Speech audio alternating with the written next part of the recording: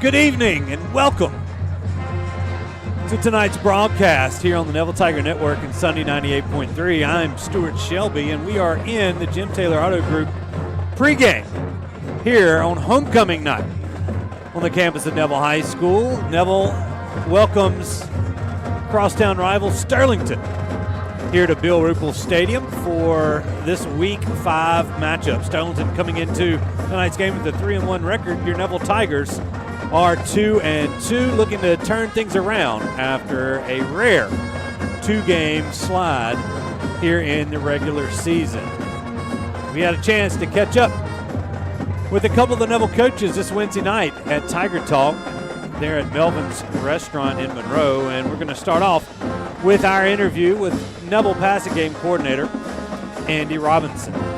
Take it away.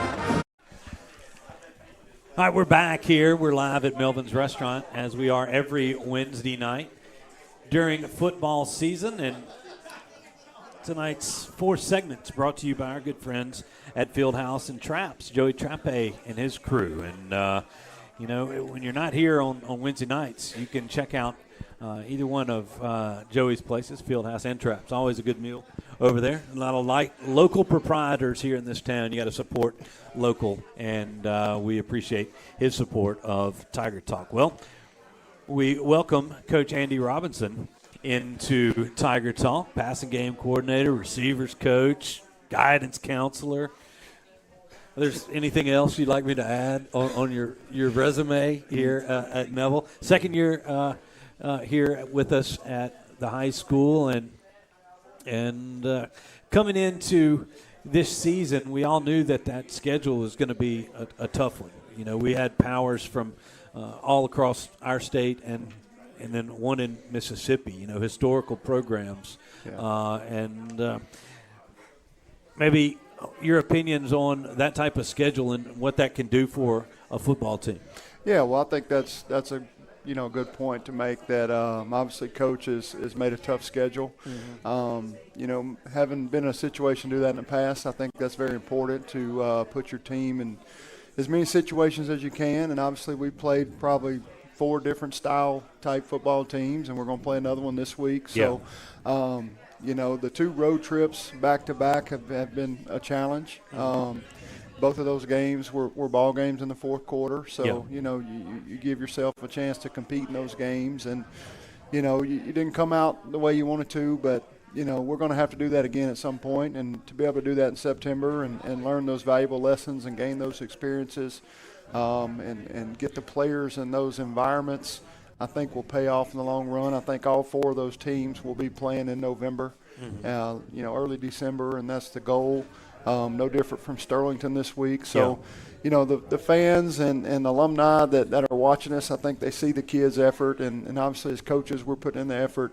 Mm-hmm. Coach is putting us in every situation that he can to make this a better football team. And, when Neville Tigers come to town, people know who we are, and we're going to get their best shot. And we got to keep giving them our best shot. And, things will eventually go our way. Last year was a little smoother ride, and we caught a lot of breaks. And, you go back, and obviously when you lose, things get magnified, and you don't feel as good. That bus ride would have felt a little different last Friday night with that win. But, we're going to go back to work on Sunday, and that's what we do. And, the schedule's not going to stop. Nobody's going to feel sorry for us. No. And we're going to go back to work, and these guys are resilient. They put that work in year-round to get to that point. So, it is a tough schedule, but – with the PowerPoints and how it works, you want to play people that are going to win games. Yeah. And if you beat them, you're going to get those points, but you're still going to get those wins. And I think we dang near max out every week with the rest of our schedule till we get into district that people have been winning games. So, exactly. And those are playoff environments. Mm-hmm. Those stands were packed. They were. Our people traveled a little better, I thought, to Lafayette. We didn't have quite as many at Oak Grove and Hattiesburg, mm-hmm. but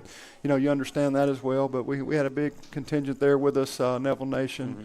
Friday night, and we look forward to being at home this week and everybody showing up for homecoming. Well, it seems as though you've been in a playoff type environment in each of the first 4 weeks. Yes, you've had tight games that you've won. You've had tight games that you weren't able to pull off. And those lessons you talked about on a lot of these guys, you talk to them throughout the deal, is just keep on. The lesson is you got to keep plugging. Just keep playing. And like I said, those breaks will come. You got to make them sometimes too. You got to make your own breaks. But, we're getting better as a football team. We started probably our fourth or fifth different combination at the offensive line last week. But that's no excuse. Guys we're getting guys ready during the week, and we got to go out and execute, and we got to take care of the football. And, defense is doing a good job of flying around, and they'll make a few more plays, and we see it in practice. And we got to be complimentary of each other as well as special teams, try to find a break and, create momentum there. So we continue to work for that every day. And our guys, like I said, they're still focused. Yeah. They know what it represents to put that jersey on and who they're representing when they go out there. And we definitely want to do that with pride. Well, you talk about moving into, your receiving core, working with some of those guys. Basically, you're only returning – full contributor was Zaylen. Yeah. And 13 comes back, and then I've had some good surprises in the play of Sledge. Desi Bird is in there, and there's a couple of freshmen that have been making some waves over the past couple of weeks. Maybe talk about your receiving group and the strides they've made over the summer and into this point of the season. Well, really starting last spring with these guys having, we lost our 3 starters, and then you lose Thomas. Yeah, and then obviously Jalen and what he was able to do out the backfield. So we really lost about 90% of our production offensively last year. So obviously Parker coming back and being with these guys and getting them caught up to speed. Jalen was valuable for us last year. Like Coach said, he would come in and spot at different positions, and he made himself, knowledgeable of the whole offense. So that's what we've continued to do with him this year, as well as plug and play some other guys. Desi Bird's a sophomore. That's off to a pretty good start for us. Sledge has been a guy that's kind of in and out with some injuries. We're hoping he's getting healthy. DeAndre Chenette was a freshman that we started Friday night that played 90-plus snaps in the ball game for us, and he's learning as well. So, and Parker getting on the same page with those guys, and obviously Mason, what he's been able to do at tight end, and he's played a lot of snaps too. So, they're efficient right now. There's things we can do better. Obviously didn't start fast in the Oak Grove game with dropping balls and things like that. So we've really tried to focus on let's start fast and let's try not to minimize the mistakes and be the best we can be and make plays. And that's what it comes down to. You got to make plays on the outside. Zaylen's been really dependable in that, but those other guys are going to step up as he gets more attention. The focus is going to shift to him. So those guys got to be ready to go out and do what he's been doing. And you talk about that. I mean, a lot of people realize, fans are fans, right? I mean, they forgot everything that happened last year. They don't know who you lost, who you had to replace, and the time it takes to get that game speed going. And it really, especially at the level of football that we play here at Neville High School, these, we're – no offense to anybody in 1A or anything else, but this is the top level of Louisiana and Mississippi football. These guys are it's just the caliber of opponent that we're seeing week in, week out. Yeah. Obviously, our district, the level of competition. There's guys that we play. This week's no different every Friday night that are going to continue to play football on the next level, and obviously there's guys that have played here that play on Sundays. So. That's a pretty big deal, and our guys have to, learn to compete at that level. I think they do that, but we just got to be consistent, and we got to be consistent in everything we're doing. Coach preaches that to us. Just, get better, go to work, and just get better with everything that you're doing. And I think our guys are, competing to do that right now. To this point, and over the spring and the summer, anything maybe stood out to you? Any surprises? That maybe somebody that came onto the scene that it was like, who's that guy, or where did he come from? Type of scenario. Well, obviously some young freshmen that come in that you really didn't have much time with in spring or wasn't. Yeah. They were different schools, and guys that come into our high school and join our program that they obviously can show things physically that you look for. But you don't know till you put them in certain situations. C.J. Goins is a guy that's played some quarterback for us, and that's a big deal. It's tough. Like I said, DeAndre Chenette playing those snaps.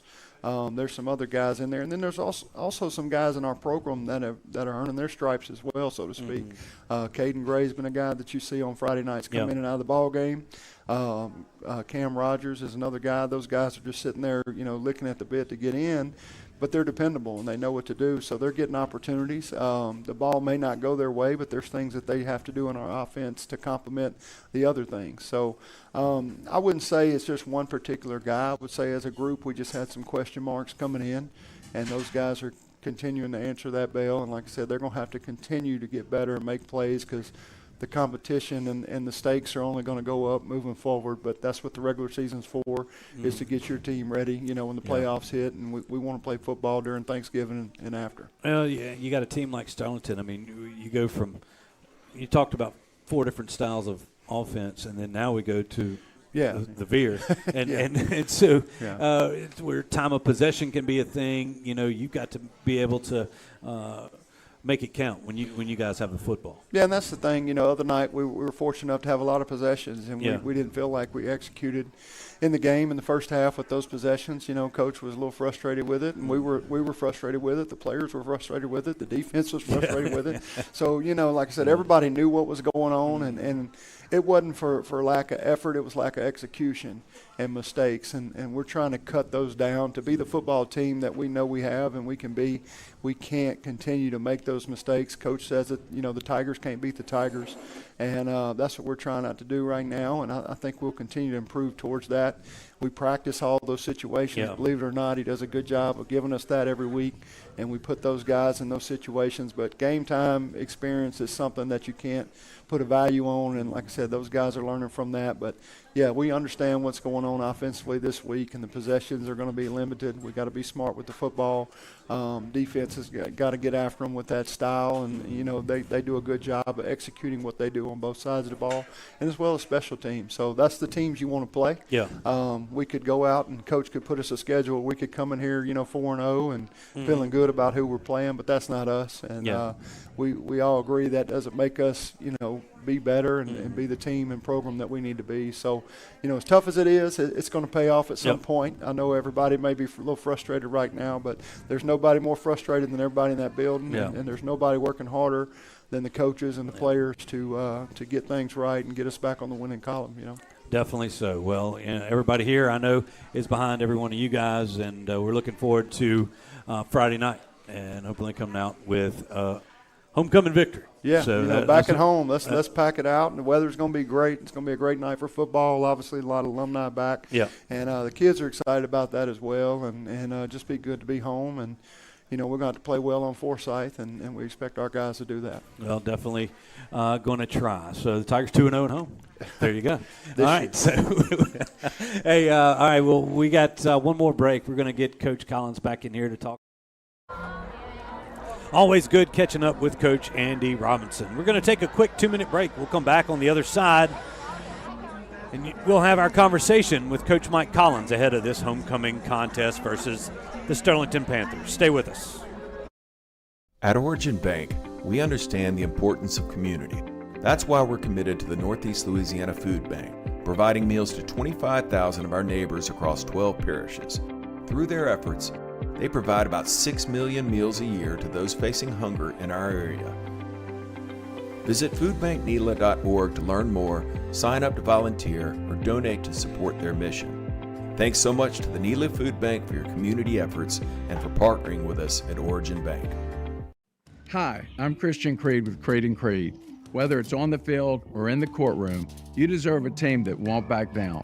So if you've been injured in an accident, make the right call to your local legal team at Creed & Creed and let us help you win today. Let's go Tigers, and remember, home field advantage matters. Call Creed & Creed today. Proudly serving our great community for over 30 years. We are your local injury attorneys. Everyone deserves a beautiful smile, and at Caples & Robinson Orthodontics, we're here to help you achieve just that.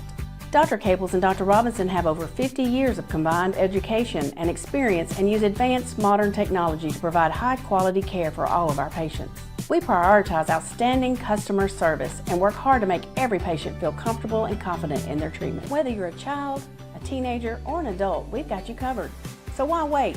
Call us today to schedule your appointment and start your journey towards a beautiful, confident smile with Caples and Robinson Orthodontics.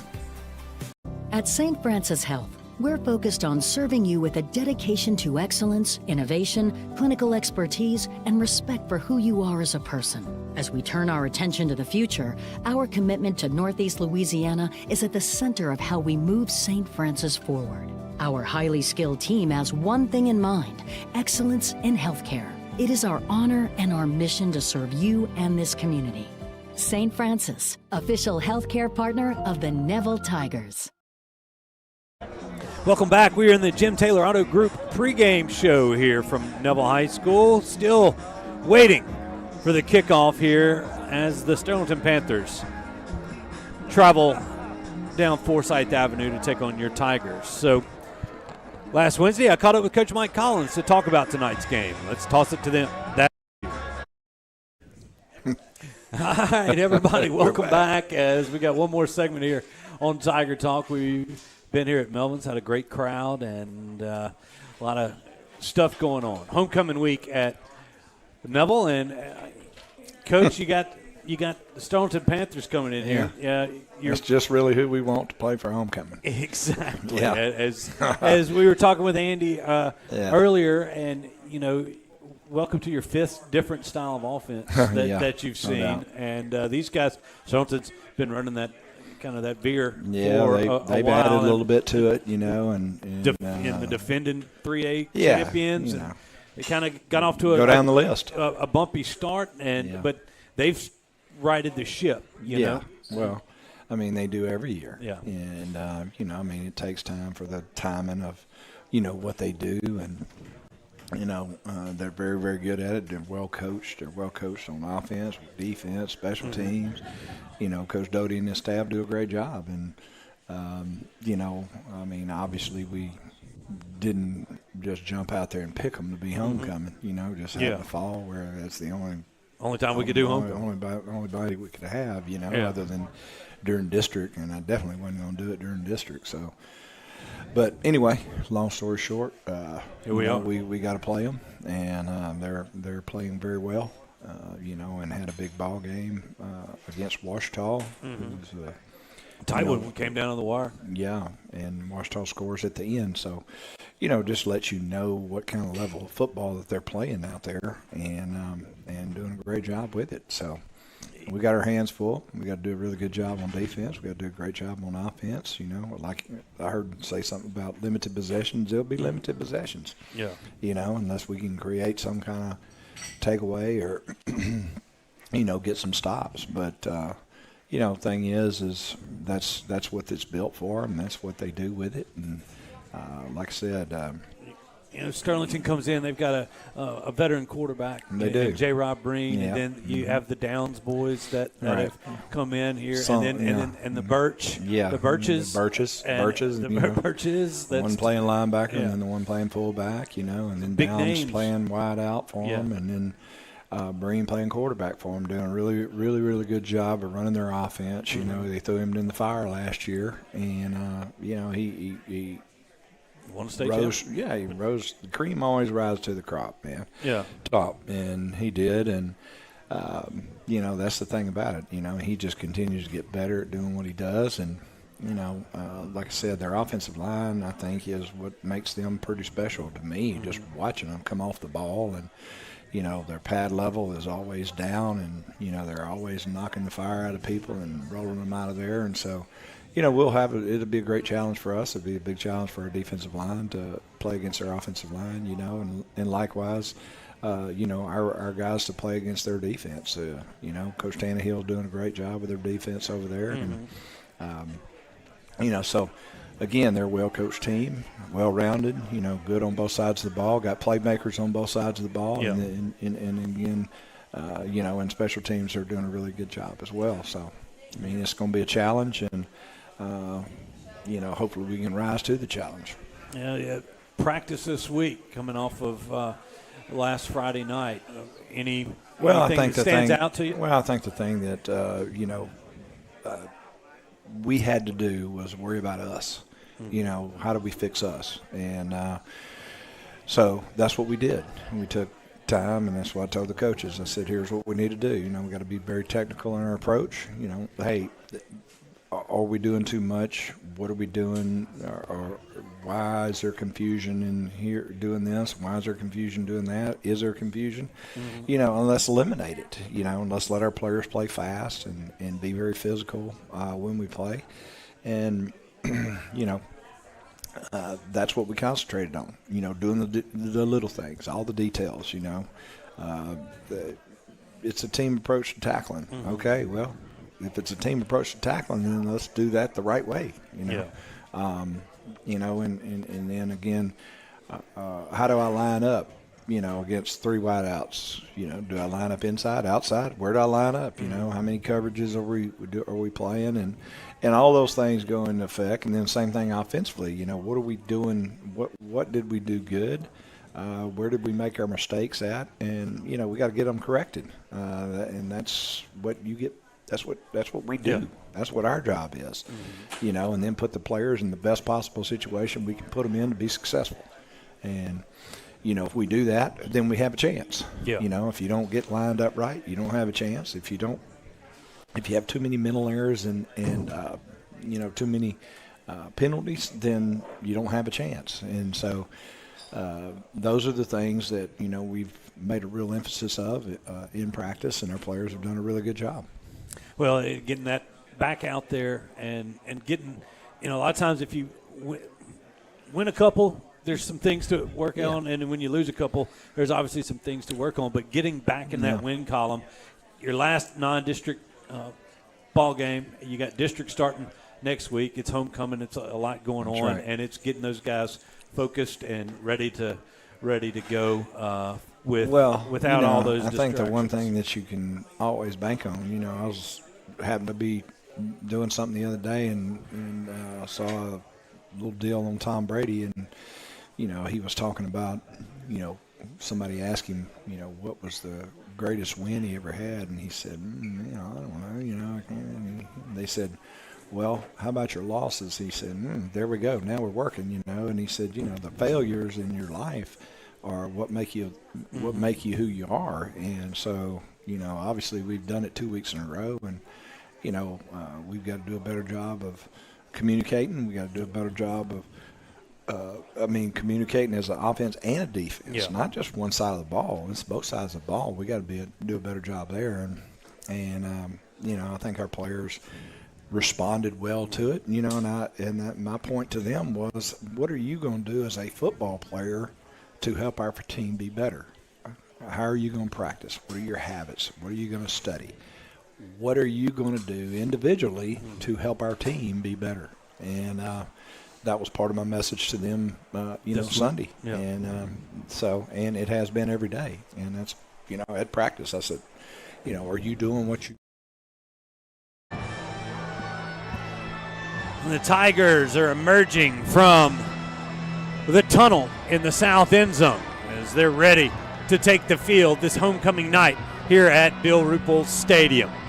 Tigers looking to bounce back after a couple of losses on the road the last couple of weeks, as we bring our color commentator Robert Lane into the broadcast. And Robert, you know, coming off, Tigers hadn't lost two straight since the 2010 season, the season they actually started the year off 0-4 before reaching the quarterfinals that season. But what do the Tigers have to do to right the ship here? Yeah, you know, in different territory for this Tiger football team, losing 2 in a row, you know, playing a good Sterlington team tonight. And I think you listen to these coaches, and it's attention to the details. It's not about them, it's about us. And, you know, last week against St. Thomas More had plenty of chances to put the game away, being up 16-0 at half.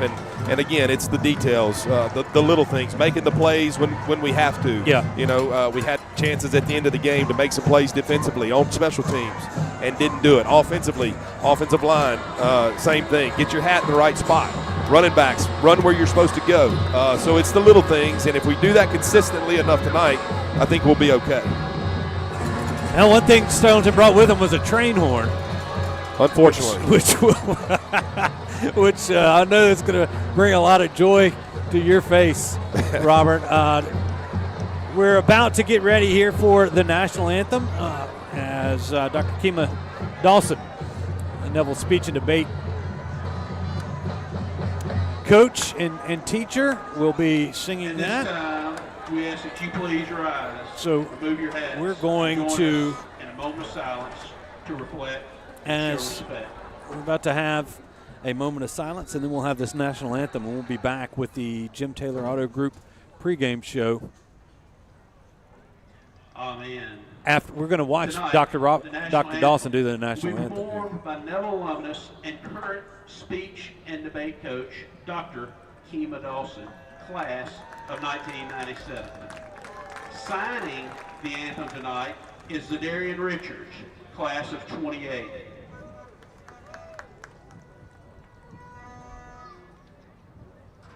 Oh, say can you see by the dawn's early light what so proudly we held at the twilight's last gleaming, whose broad stripes and bright stars through the perilous fight o'er the ramparts we watched were so gallantly streaming, and the rockets irregular, the bombs bursting in air, gave proof through the night that our flag was still there. Oh, say does that star-spangled banner yet wave o'er the land of the free and the home of the brave. Great job by Dr. Dawson on the national anthem. We're just about ready for a little football. The captains are about to meet at midfield. Captains tonight for the Tigers, number 18, Max Carter, number 73, the big offensive tackle, Van Martinez. Zealand Young, as well as Jaden Reed, round out the Tiger captains. For Sterlington, across the way, it's number 55, Drew Whitlock, and it looks like number 20, Chris Pearson. We will toss it down to our Marion State Bank sideline reporter, Jason Ewing, as he will have this opening coin toss. Reed, number 18, Max Carter, and number 13, Zealand Young. For the Sterlington Panthers, it'll be number 55, Drew Whitlock, and number 20, Chris Pearson. Will you do the speaking for your team? Sir. All right, we're going to let Sterlington, the visitors, call the coin toss. Heads is the Eddie Robinson logo. Tails is the Teams Up logo. Make your call. Heads is the call. I'm going to show you in my hand. It's tails. Neville, you have won the coin toss. You want to defer till the second half? All right. Put your back over here. All right, thanks, Jason, for catching that. Neville wins the toss. They're going to defer to the second half. They're going to defend the north end zone. That's the Forsyth end zone. Forsyth side of Bill Ruple Stadium. The Sterlington Panthers will have their backs towards Hilton Street. Sterlington dressed in all white tonight with the blue numbers and the black trim, black helmets with the Panther on the side. The Tigers, gold pants, black tops with the white numbers, black helmet, and the ever-present gold stripe as we get ready to kick things off. The officials meet at midfield for an opening prayer, and we're just about ready to get underway. Robert, keys to the game for the Tigers. Yeah, offensively, we've got to be more consistent up front. Do the right things. Get your hat in the right spot. Running backs got to do what they have to do to get the ball where it's supposed to go in the running game. And then win the line of scrimmage tonight. You know, the Sterlington defense plays fast. They play hard. They'll remind you a lot of St. Thomas More. They've got two good defensive ends. They're very active in the run game and in the pass game. So got to do a good job with them. And defensively, we've got to play great discipline tonight. You're going to be facing the veer, so your eyes have to be in the right spot, and you got to stick to your assignment. If you get out of position, they're going to take advantage of you. And takeaways are key. Turnovers are key tonight. We've got to steal the ball from them, and because they're going to have long, extended drives and try to use up clock. So we've got to gain possessions on them and end drives with points tonight as an offense. It'll be Trey Birch and Devin Downs deep to receive for the Panthers. The Tigers about to take the field for the opening kick. River Sorrell has it teed off on the far side hash. Are they ready to? And it looks like we're ready to go. We're waiting on the officials.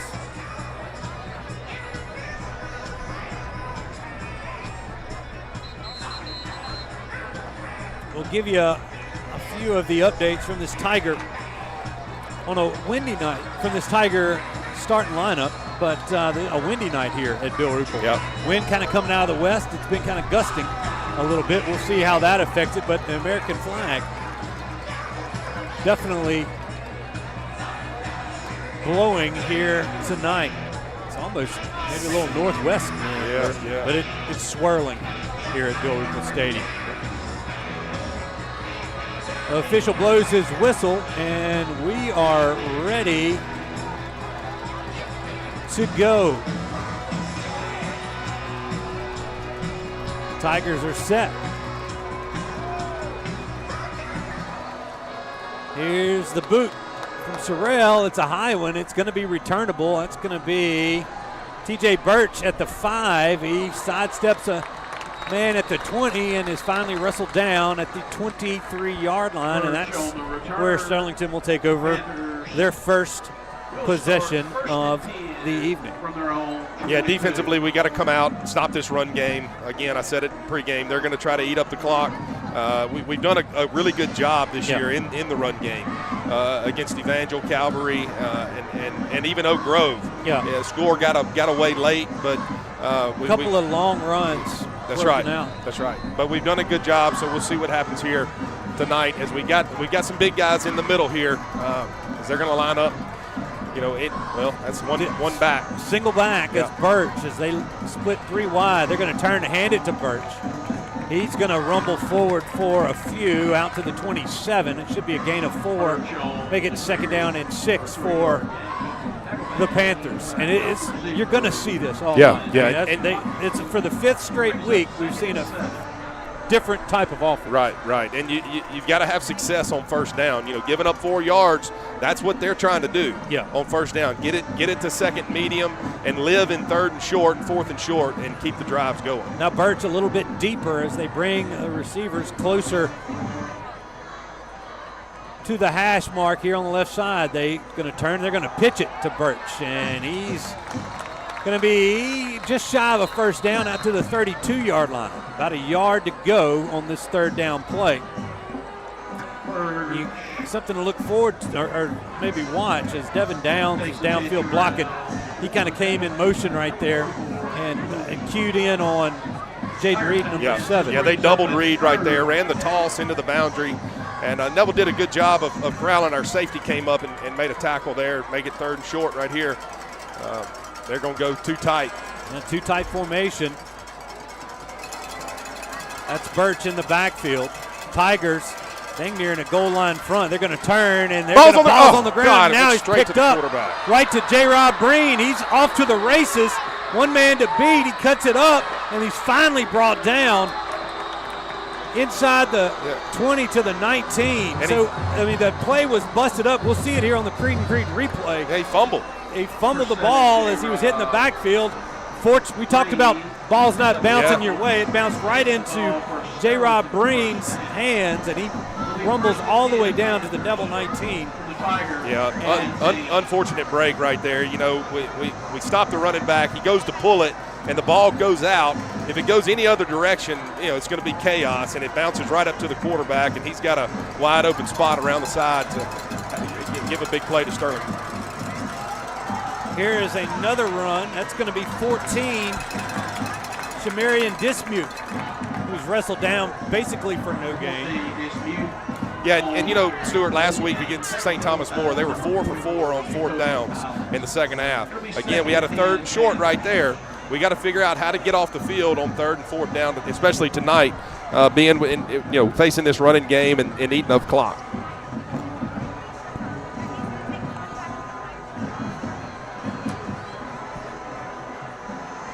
Looks like Sterlington's subbing some guys in. I didn't see who came in for 20, but they're a little late getting out of the huddle. 7 seconds left here. 7 seconds here on the play clock. High formation. They're going to turn it, toss it to the deep back. Nothing doing for David Hickman. Going to lose a yard on that one, back to the 20. It's going to be 3rd down and 11 for the Panthers. Yeah, good job there by the backside defensive end. That was Malik Grayson there coming across from the far side, chasing that ball down and stopping for a short gain. Well, actually a loss of one. Yeah.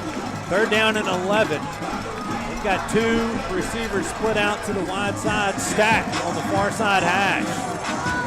Tight end to the right. You've got Birch near the line of scrimmage. They're going to roll Breen out to the right. They're looking for that middleman. That's Devin Downs, and it's knocked away nicely by, I believe that was Greg Smith who came over the top. No, that was 18. Oh, that's Carter. Yeah, it's Carter.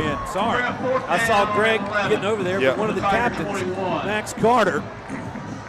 We'll see it here on the Creed and Creed replay. Yep, Max coming over that safety help. Yep. Nice job of closing in on that route. And now 4th and 11, and there's been no change out of personnel for the Panthers.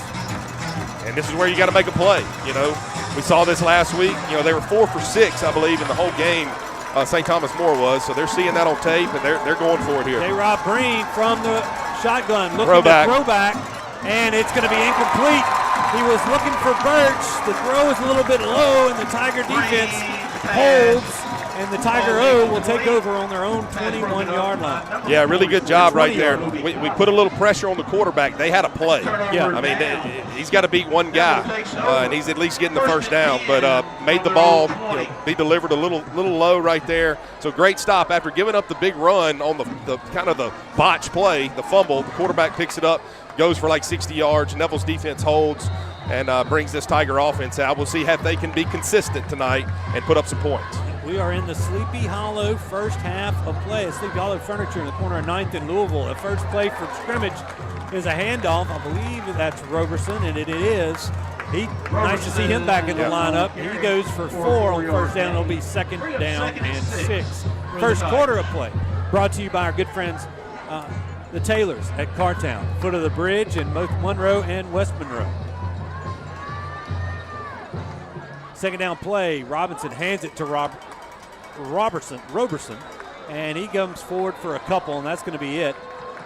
Bring up 2nd down, or actually 3rd down and 2 for the Tigers. Yeah, he had a hole on the backside right there. He tried to bounce it out, and the defensive end did a good job of fighting back underneath and making the tackle there for a short gain. I like what I'm seeing from the offensive line, too. They're firing off the football. Yep. Early 3rd down chance here for the Tigers. Can they convert? Roberson moves over. Now he's back to the right side of Parker Robinson. Robinson has it. He's going to throw the short little hitch. That's Zealand Young. He sidesteps one guy, and he's 3 in the backfield. He's at the 40. He's a foot race down the sideline. He's knocked out of bounds at the 17-yard line. Nice job at the line of scrimmage on the screen from Young to sidestep the first guy. You'll see it here on the Creed and Creed replay. And actually a nice block out there by the tight end. I believe that's Mason Hart. So that frees Young down the sideline. The Tigers in the J. Papa's red zone. The ball placed at the 16-yard line of Sterlington.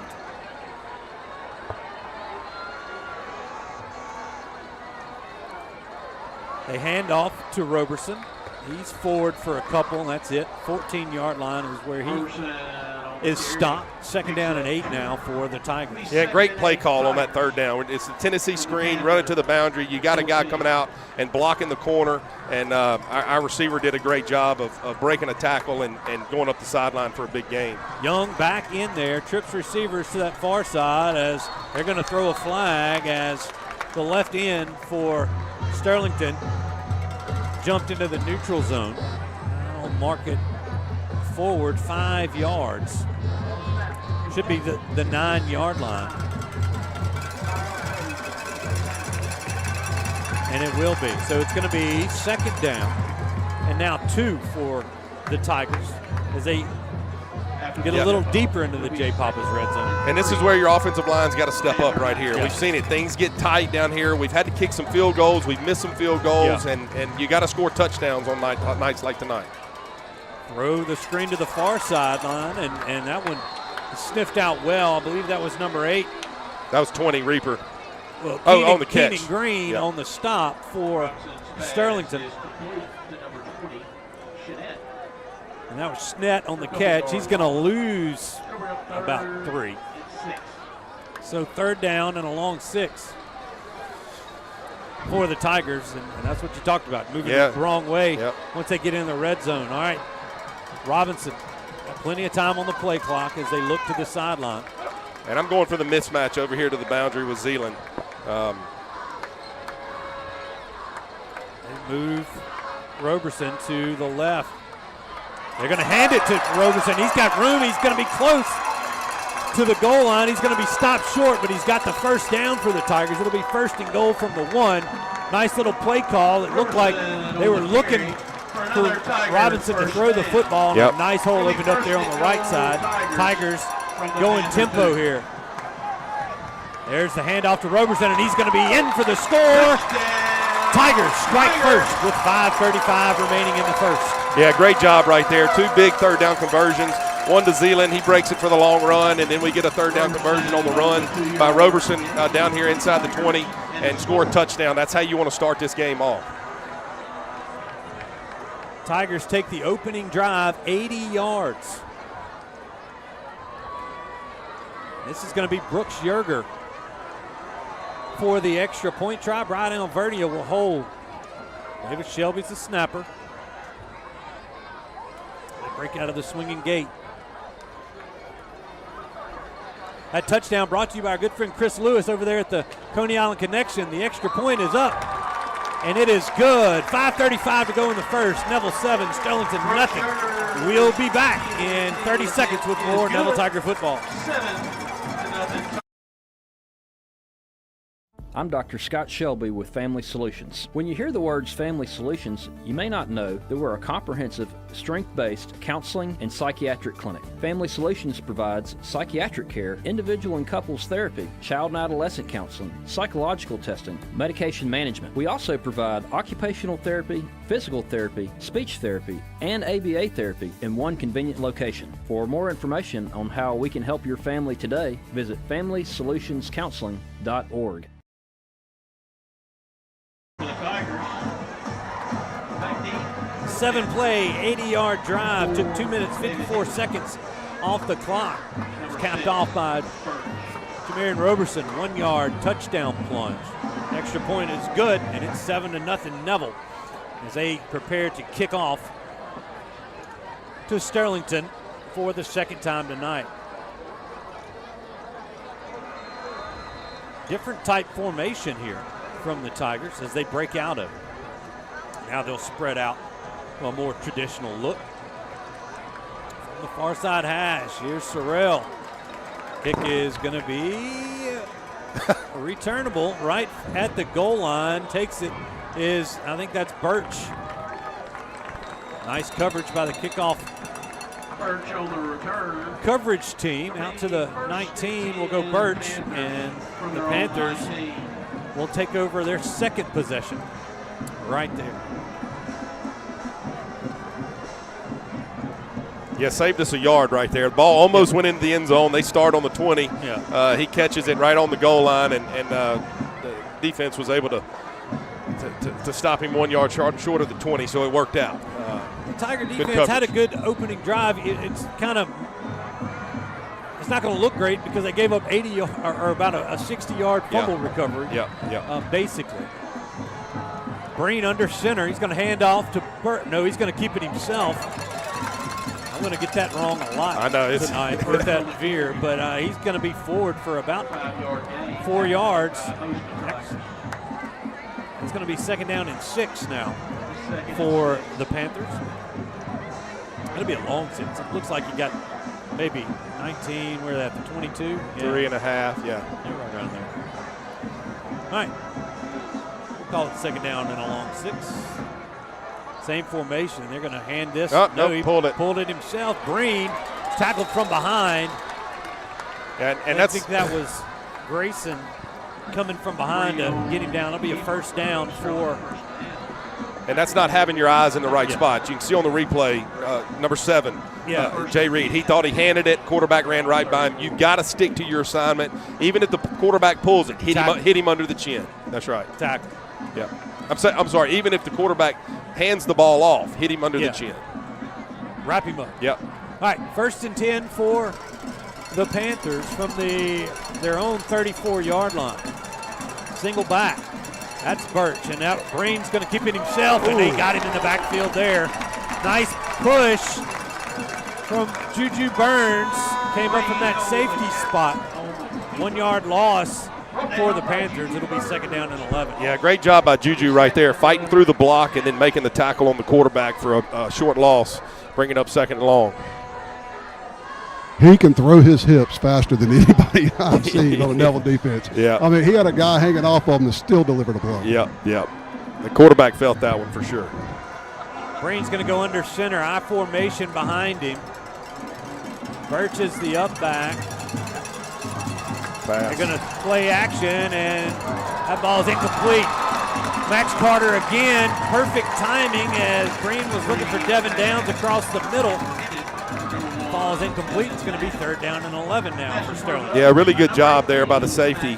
They had a one-on-one. It's a 50-50 whether or not that's a penalty or not. But might have gotten there a little just bit a touch, but it was a good, clean play, and he came in and knocked the ball away. So great job there by the secondary. Now creating a 3rd and long, which you want Sterlington to be in. 3rd and long. They're not a passing team. Yeah. They hit some big plays against Washita.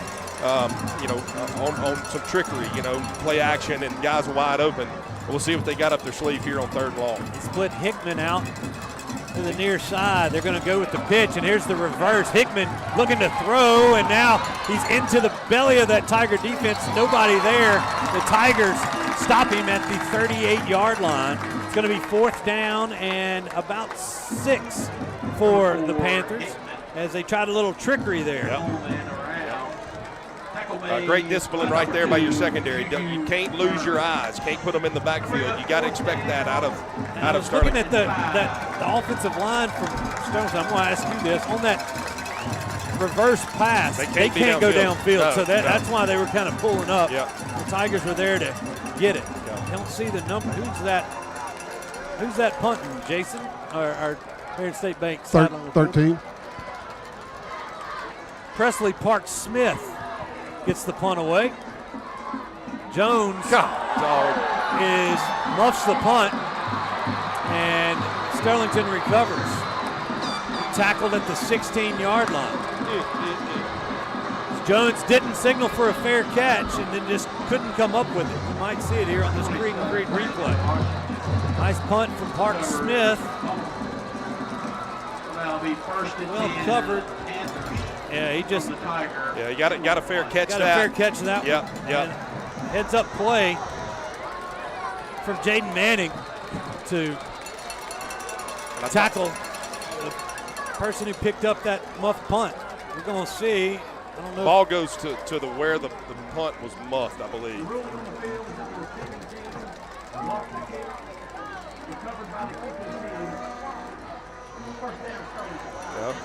You can You pick it can up and pick go. it up. That's right. That's right. Pick it up and go. Yeah. Well, no, they did. They did. That's right. Okay. Yeah, he's correcting it now. He just didn't say it. Well, Tiger defense did its job, and unfortunately it's back out there because it's a special teams one. It'll be 1st and 10 for Sterlington from the Neville 28-yard line. Yeah, and that's just like a big play on offense right there. So your defense has got to have that mindset. Just go out and finish this drive. Keep playing like you were playing. They're going to pitch it to him. That's Dismute. He's going to be run out of bounds.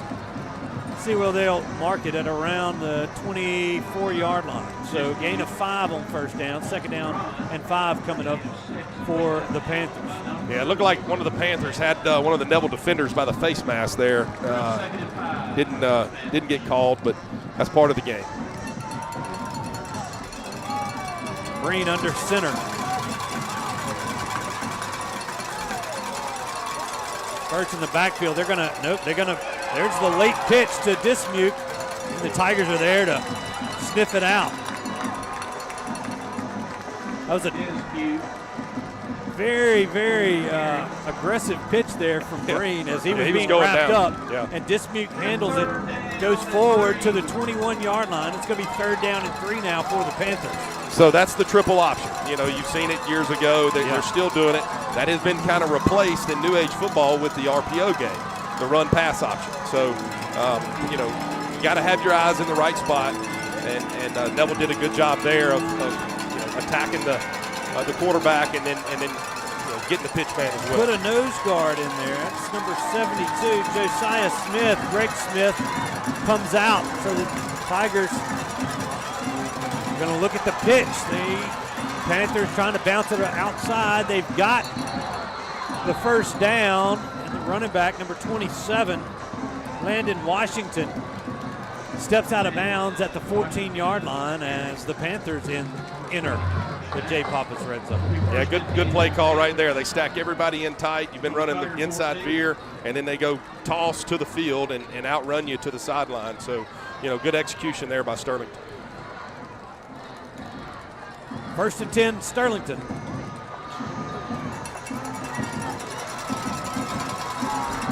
Another tight formation.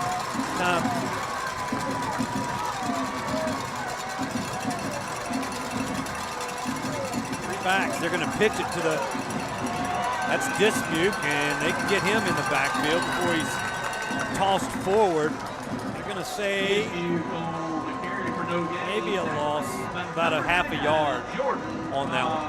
It'll be 2nd down and a long 10 for the Panthers. Yeah, and we had a guy come free, defensive lineman, and he didn't make the tackle. It allowed him to get back to the line of scrimmage. Yeah. And you'd like to see him make that tackle for a 3-4 yard loss and keep these guys behind the sticks, it's a huge deal. 1 minute remains here in the 1st quarter. Neville leads Sterlington 7-0, but Sterlington, after the muff punt, inside the Tiger 20 at the 15-yard line.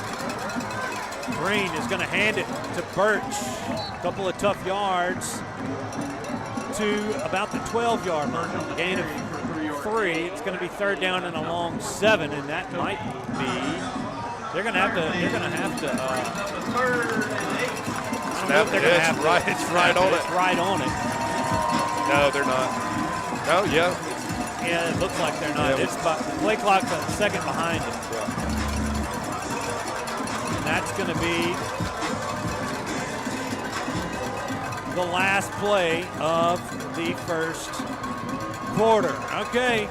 We played a quick quarter here. 7:23 on my clock. I'm going to get to camp early tonight. Yeah. Neville 7, Sterlington nothing. We'll be back in 1 minute after this break. When hunger hits, head to Sonic Drive-In on North 18th Street in Monroe. Whether it's burgers hot off the grill, crispy tots, or a classic cherry limeade, Sonic has the flavor you love. Fast, fresh, and made just the way you like it. And Sonic is proud to continue their support of Neville High School, standing behind our Tigers both on and off the field. So swing by Sonic on North 18th Street today, where great food and community spirit come together. At Marion State Bank, We're committed to the growth of our community, starting with education. From elementary to high school and beyond, we invest in the growth of our students. Because strong roots begin with empowered minds, from local classrooms to high school athletics, and supporting college dreams. Marion State Bank, rooted in education and local athletics. Member FDIC and equal housing lender.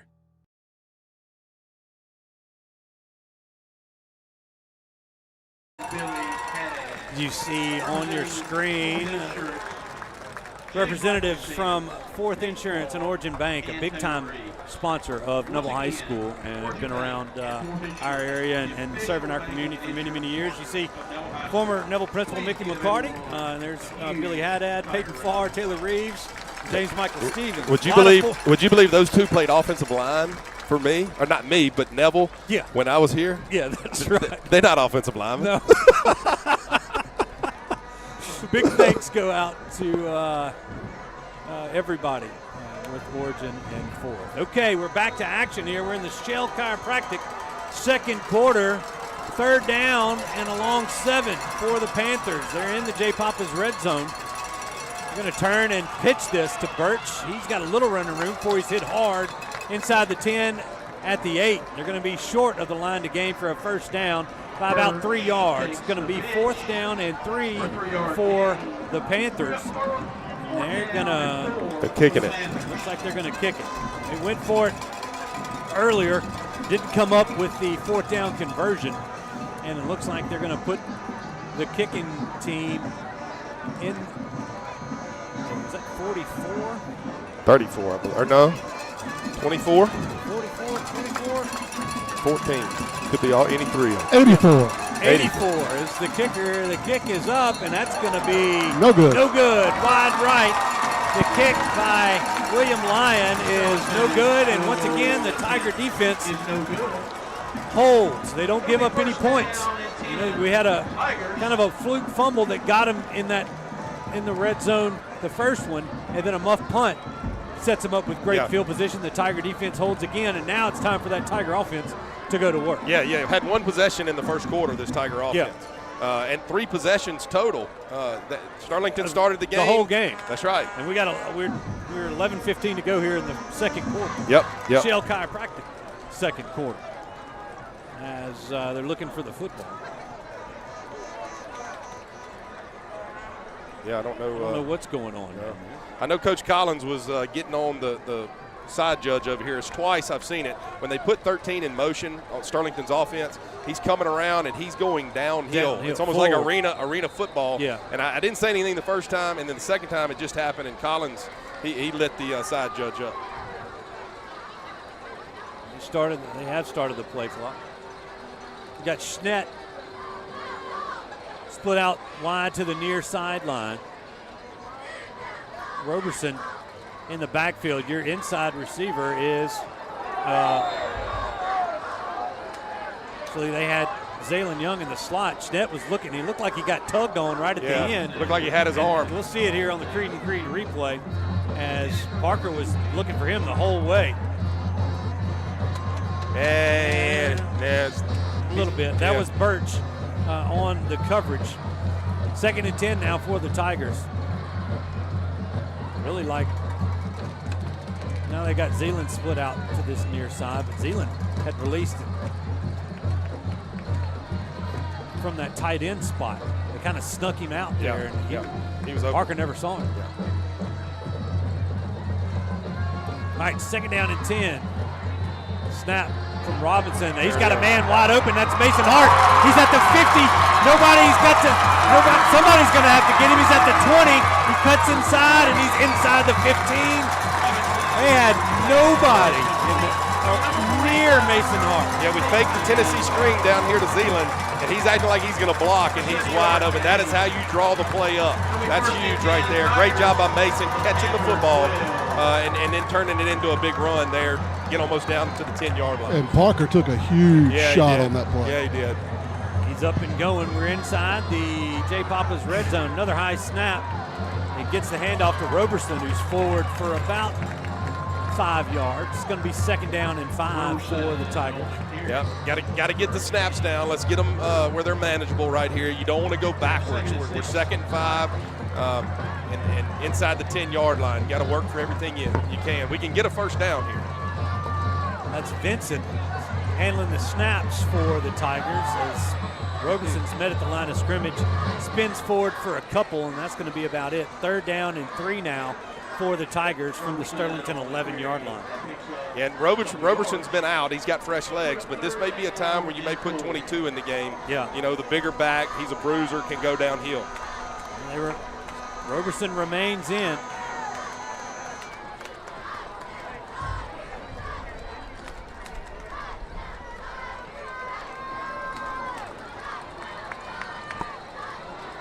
They're going to hand it to him again. He's forward. He's going to be close to the Sonic 1st down. He needed to get to about the 3-yard line, and it looks like he's going to be right at it. Let's see where they mark it. They mark it at the 4. It's a yard short. It's going to be a yard short, and there you see Blackston come in for the first time. Tiger offense stays out there. Big play right here. Big play, 4th down for the Tigers. Tigers overload the left side. Blackston to the left of Robinson. They're going to give it to the young man, and he's going to spin forward. And did he get in? No, he didn't. He's inside the 1-yard line, but the Tigers will have a Sonic drive-in 1st down. And it'll be 1st and goal from the Tigers inside the 1. Go fast. Tigers moving fast. Another handoff to Blackston, and then that's a backer. Defensive lineman. Yeah, it's a backer that ran through, and offensive line's got to get their eyes up. Yeah, we don't have it on replay right there, but you can't allow that to happen. Yeah. So a loss of 2. It'll be 2nd and goal now, or actually 3. Loss of 3 on the play. 2nd and goal from the 4. They bring Roberson back in. 8:32 remaining here in the 2nd quarter. Neville leading 7-0.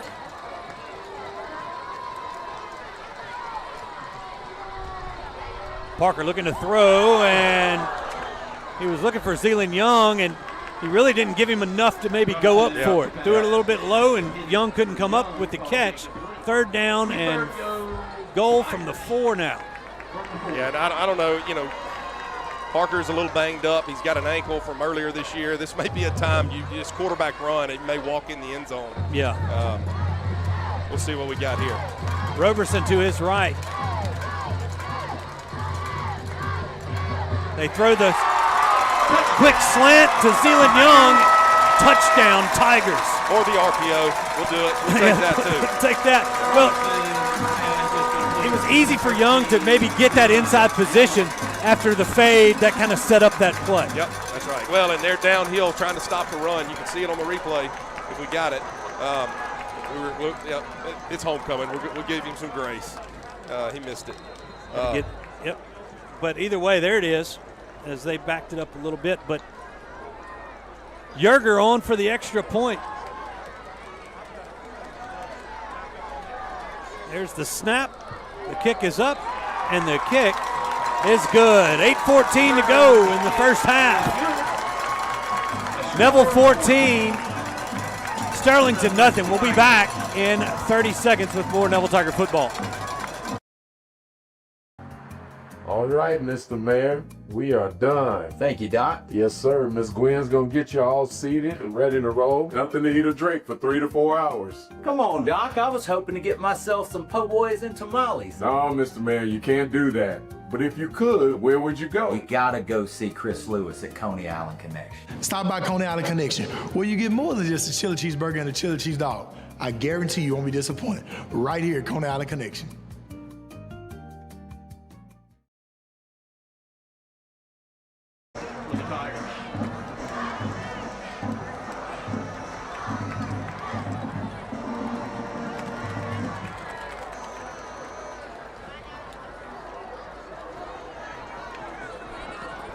Pink out here at homecoming as you see the Tiger student section River Sorrell kicking now from our right to left towards Forsyth Avenue. I'll give you the Net Tech scoring drive summary here after this kick. Not as much wind as there was earlier. This is another one that's going to be returnable. That's going to be Birch from the 2. Runs into the middle of that return team. He's going to be out to the 20, maybe the 21. They're going to say the 22. And that's where Sterlington will take over. But the Tiger drive, 8 plays, 80 yards, took 3 minutes and 1 second off the clock. 4-yard touchdown from Robinson to Zaylen Young. Extra point was good, and it's 14-0. Tigers here on this beautiful night here at Bill Ruple Stadium. We're in the Family Solutions broadcast booth. Stewart Shelby, Robert Lane, Jason Ewing, our Marion State sideline reporter, here bringing you tonight's action. Great crowd here tonight. Yep. Looking down in the end zone, they've showed up. A lot of reunions as they do the play action, and it's complete to the tight end, Presley Parks Smith, as they just released the tight end. Yep. And just a good throw. Nothing Jay Reed could do. He was with him step for step. But well, and that happens with this offense. They lull you to sleep, and that's what they did against Washita. Washita gave up some big plays with wide open guys, losing them, and Jay Reed stayed with him. It was just good execution, good throw, and it's a one-on-one. You got to compete and try to win. Gain of 23 on that play. Ball now on the Sterlington 45-yard line. They got a fresh set of downs. They put a man in motion, and they're going to toss it to him. That's Park Smith again from that tight end position, and he's lifted up and put back in the ground. I believe that's Juju Burns for a loss of 1. Yeah, and he did a great job right there fighting through the block and keeping his leverage, and I mean, that's how you tackle right there. Yeah, there was nothing that 14 could do as Juju had stood him up. That was Dismuke trying to block the North Carolina commit. Second down on 11 now for Sterlington.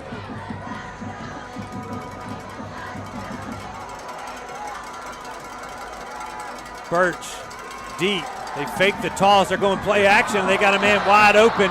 He's going to score as they let Devin Downs slip into the backfield. Everybody bid on the fake pitch, and Sterlington takes it 56 yards to pay dirt.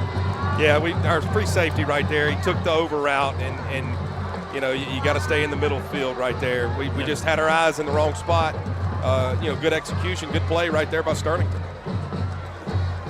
Oh, Sterlington gets on the board with 6:40 to go. They run that swinging gate. The holder for Sterlington is the quarterback, Breen. Break out of it. There's the snap. The kick is up, and the kick is good. Didn't look like everybody was set, but either way. 6:40 remaining here in the second quarter. Neville 14, Sterlington 7. We'll be back in 30 seconds with more Neville Tiger football. At Jim Taylor Buick GMC, we bring our A-game every day, delivering a home run experience for you, like the thrill of sinking the game-winning shot or finding just the right vehicle for you. Whatever drives you when you shop with Jim Taylor, we put you in the starting lineup. Visit us online at jimtaylorbuickgmc.com or in Monroe, where we are professional grade, and we never stop working for you.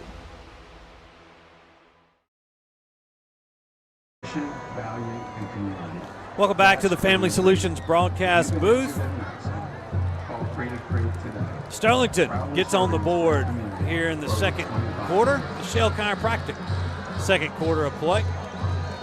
First time we'll see Sterlington kick it off. As is that number 5? Yeah. Jalen Bush set to kick it away for the Panthers. Kalen Jones is going to let that go over his head. Go out of bounds. No, don't touch it. and it goes out of bounds at the 4. And it was Robert's like, let it go out of bounds, and it did. Yeah. That'll give the Tigers 1st and 10 from the 35. So, good starting with good field position here. 6:40 left here before half.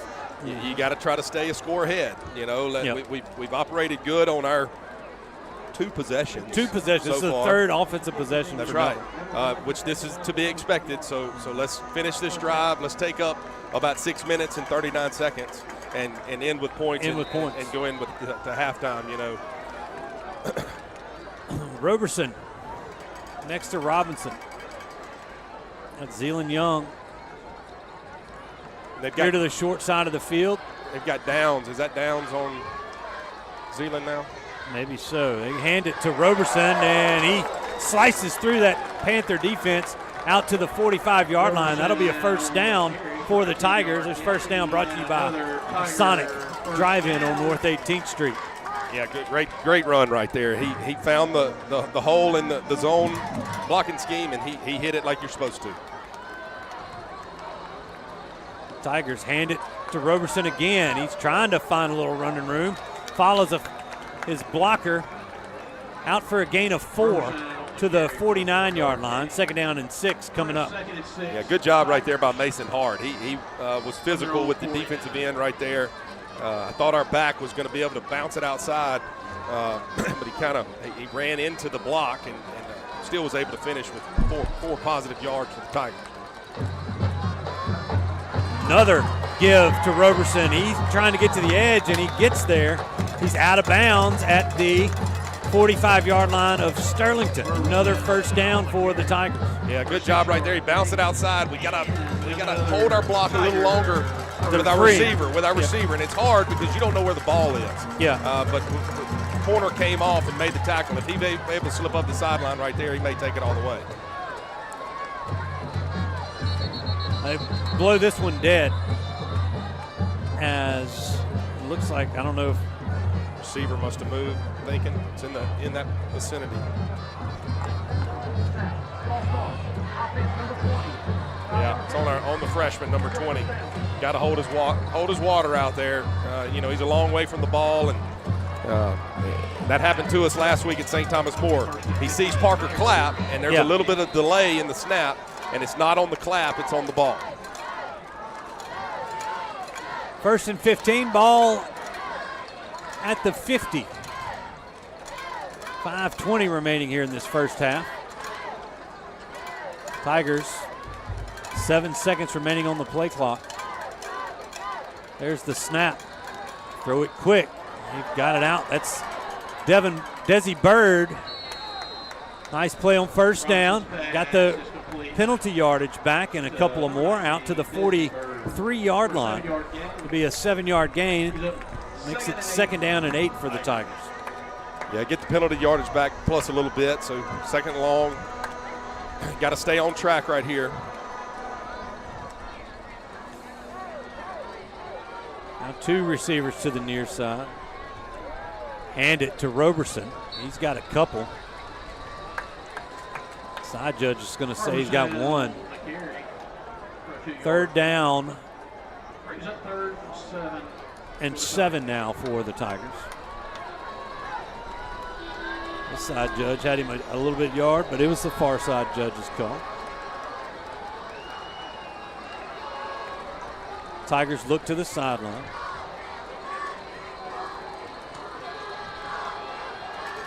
Tigers with the pink socks. Honor all the Women Breast Cancer Awareness Month. A long pass is going to be incomplete. He had Desi Bird with a step, but the pass sails a little bit too far, and he can't run underneath it. See it here on this Creed and Creed replay as a nice route. Bird just couldn't catch up to the football. Yeah, had him beat right there. Just got to, it's a tough throw. Got to stick it on him there. You have a touchdown. Looks like that's going to be Sorrell to punt this one. There's the snap. Sorrell's punt is away. It's going to be Hickman taking it in at the 11, and he's tackled at the 14. So a return of 3. Might have been 6, one of the players of the week. That was Stephen Hanlon on the stop for the Tigers. Let's see here on the Creed and Creed replay. From their own 15-yard No, it was not. It was not 6. 9. It was 9. Malik Grayson. Man, where is he not on the field? He's a good player. He's a good football player. So Grayson back out there. The Tigers couldn't capitalize on their third drive of the night. And now with 3:46 remaining, the Panthers have it inside their own 15-yard line. J-Rob Breen calls his own number, runs to the left, is wrestled out of bounds around the, what do they call it, about the 18-yard line. Gain of 3, second down and 7 now for Sterlington. Clock stopped with 3:40 remaining. Yeah, and again, these defensive backs, they got to have their eyes in the right spot. You got to expect them with 3:40 to go. They don't have a hurry-up offense. They're going to have to try to take some shots and get some big yardage here with still time on the clock before halftime. Kiki Harris hustling off. They bring Greg Smith back out. Tight formation for Sterlington. They're going to run the option. J-Rob Breen not going to be able to pitch it as the defense collapsed on him. They're near the far sideline. They're going to say he might have gotten a yard, and that's it. Maybe 2. Third down and maybe 3. Out to the 21-yard line. Third down and 4 for Sterlington. Clock running. So we approach 3 minutes remaining here in this first half. Folks, stay tuned for our halftime festivities. We'll have the full homecoming court presentation here for you on the Jim Taylor Auto Group halftime report. 4 seconds left. Now they're going to have to call timeout. Sterlington, play clock winding down. So a timeout on the field. We'll take 1-2. We'll be back in 1 minute with more Neville Tiger football.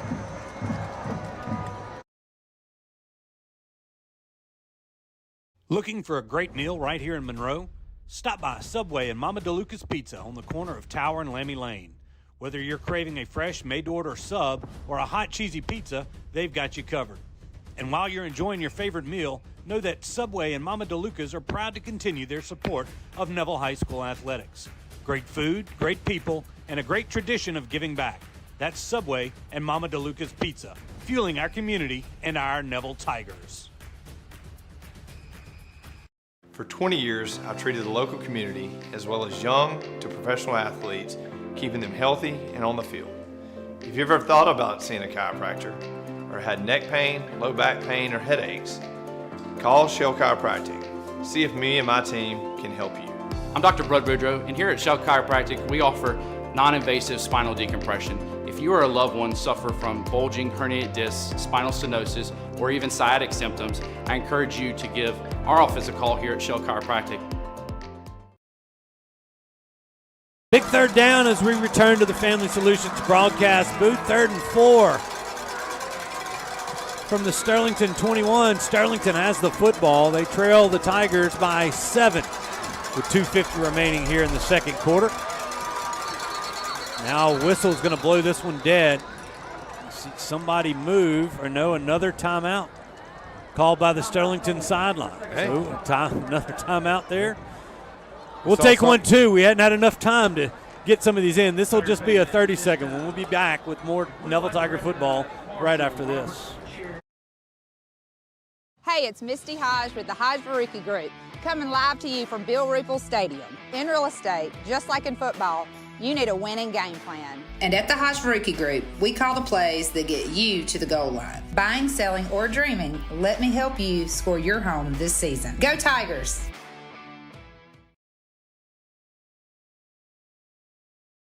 At St. Francis Health. 14-7 is our score. Let's check in with our Marion State Bank sideline reporter, Jason Ewing. And Jason, Tigers trying to get the ball back here. Big third down play. Yeah, it definitely is. And defense been on the field for a little while in the first half, so it's a stop here, get off the field, let the offense have one more crack at it. Now we got another timeout. Now a timeout for Neville as Sterlington comes out of the huddle. It's a chess match. With 3 wides. We had 12. Oh, we had 12? I believe Yep, so. we did. So we're going to take one more 30-second break to get some in because it's been a quick first quarter. 14-7 is our score. We'll be right back after this 30-second timeout. Sleepy Hollow Furniture and the Falk family proudly support our Neville Tigers. Just like the wide variety of athletics and academics Neville excels in, Sleepy Hollow offers your premium mattresses and adjustable bases. Every kind of home furniture and just in time for your favorite season. Quality in-stock patio furniture ready for the big game. Come shop your Neville Tiger family at Sleepy Hollow Furniture.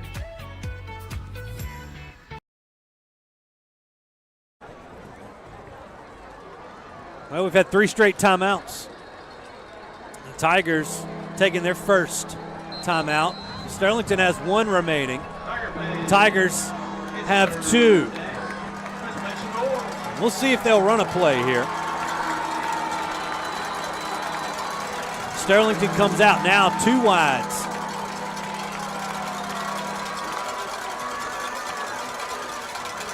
To the near sideline. It looked like somebody moved. That Birch on the little counter, but he's going to wrestle his way forward.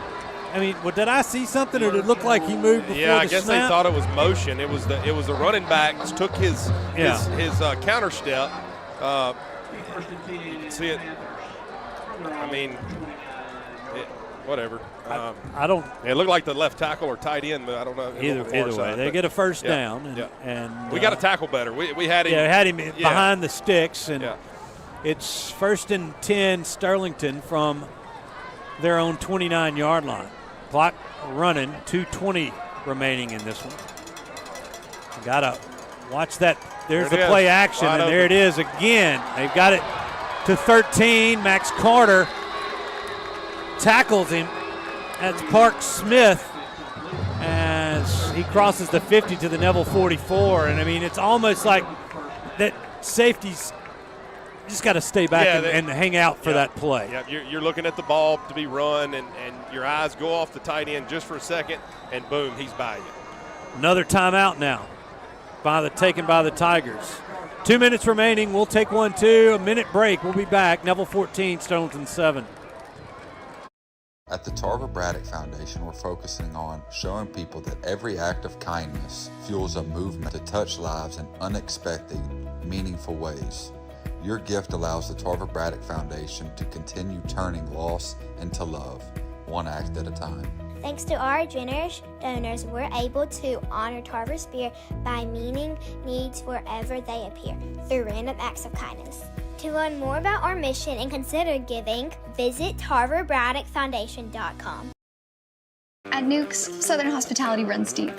From premium ingredients to bold flavors and big portions, like our strawberry field salad for $9.29. Or try our new steak lineup. It's comfort with character. Nukes, extra with every bite. Well, they didn't quite give us the full minute. Sorry, Justin, back in the Sunday 98.3 studios. 1st and 10 Sterlington. 2 minutes remaining here in the first half. They trail Neville by 7. Ball at the Neville 46-yard line. J. Rob Breen under center. He's going to call his own number.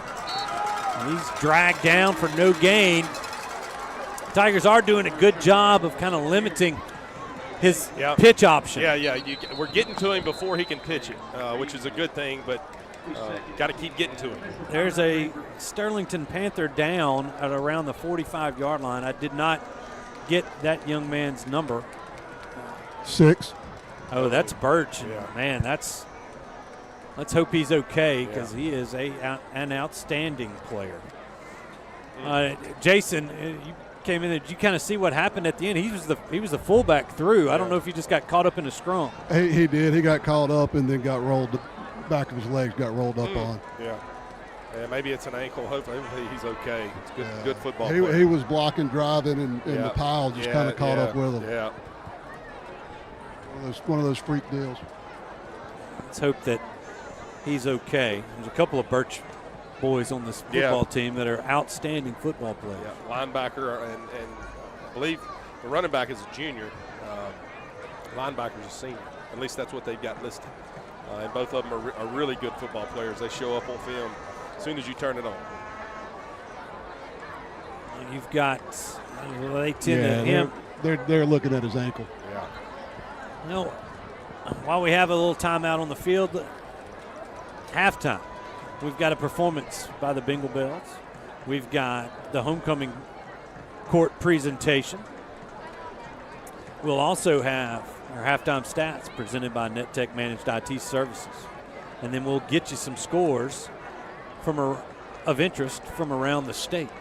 So stay tuned for all of that as they still tending to Mr. Birch. Coach Collins is easing his way over there. Check on him.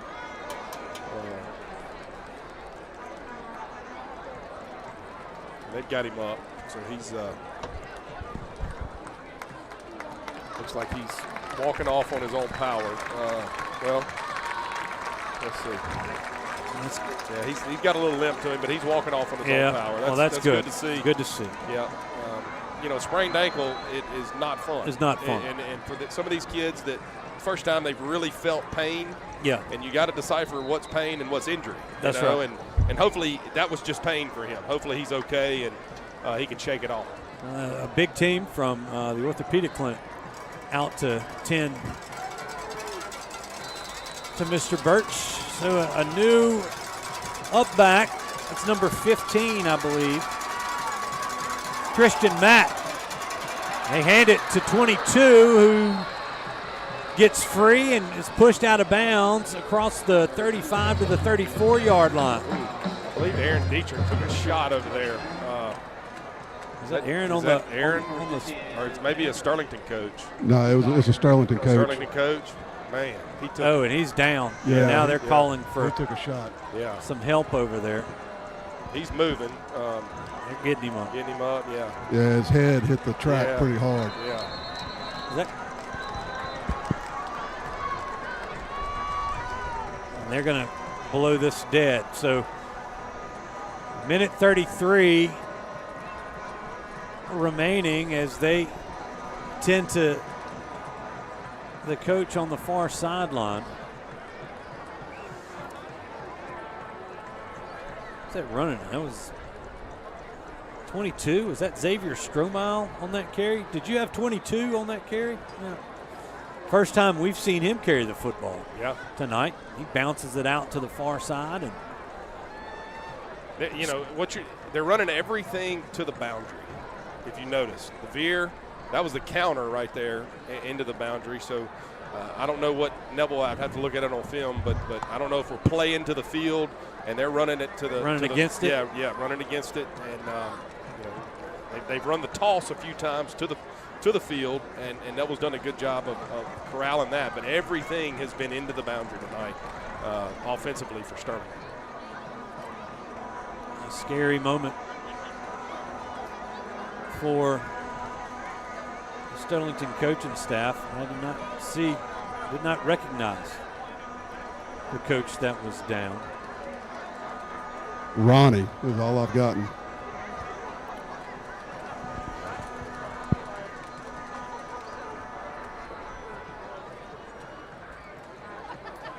Ronnie. I don't have, there's an RJ. I don't know. Well, hopefully he gets up. Ronnie Lucius. I got you.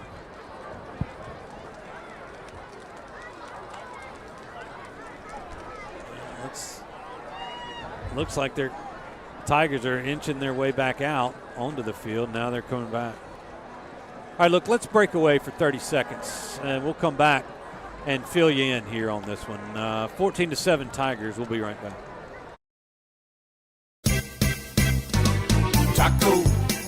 Taco Bandito. I cook it and service it speedo at Taco Bandito. Taco Bandito on Forsyth Avenue in Monroe and Warren Drive at Cypress Street in West Monroe. Hi, I'm Chris Lewis. Here at Coney Island Connection, we believe in giving back and showing a lot of love. And it's all made possible because of you. Thank you for making Coney Island Connection a small business with a big heart.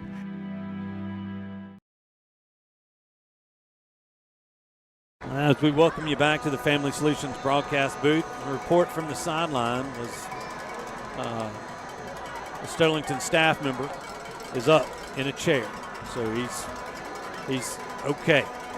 And they're still tending to him on that far sideline, but we're back to play here. Sterlington driving. The minute 33 to go in this half. They're on the Tiger 34. They're going to pitch it to Hickman, and he's tripped up around the 29-yard line. They're going to give him the 28. It'll be a gain of 6 on first down, second down and 4 now for Sterlington. Clock continues to run. The Panthers can only stop it one more time. Again, they pitch it to Hickman across the left side. He's going to be tackled short of the line to gain. Might have got a couple, and that's it. Third down and 2 now for Sterlington. We're under 1 minute to play. And again, everything's into the boundary. You got to watch the matchup down here with Dylan Downs, number 1, or Devin Downs, I'm sorry, number 1 to the field right here. He's one-on-one. They look to throw one-on-one. The throw is up, and at Greg Smith, they're going to throw the flag as Smith just ran right through Downs. Again, if he'll get his head around, he could have picked that ball off. Yeah, I had a chance to. Yeah. See here on the Creed and Creed replay, they throw the fade, and then as he comes back to it, Greg trying to turn around, there was contact. Yep. Clock stopped with 36 seconds, but this is going to be a half the distance. He ran through him, but the receiver also had him and wasn't allowing him to turn around. Yeah. It was some contact. It was contact. Mutually agreeable contact. Yeah. Ball now placed at the 13-yard line of Neville. That'll be a first down for the Panthers. Got to expect some play action. They've got one timeout. Yeah, they can run it yeah. at least once. J-Rob Breen under center. He drops back to pass, looking to his right, rolling, throw into that back corner. It's overthrown and incomplete. 30 seconds remain. Clock stops. Second down and 10 now for Sterlington. Second and 10. Yeah, that's just as good as a timeout for Sterlington. They're still going to have to, once they get it set, they're going to start the clock. So Sterlington's going to have to move fairly fast, getting some guys in and out.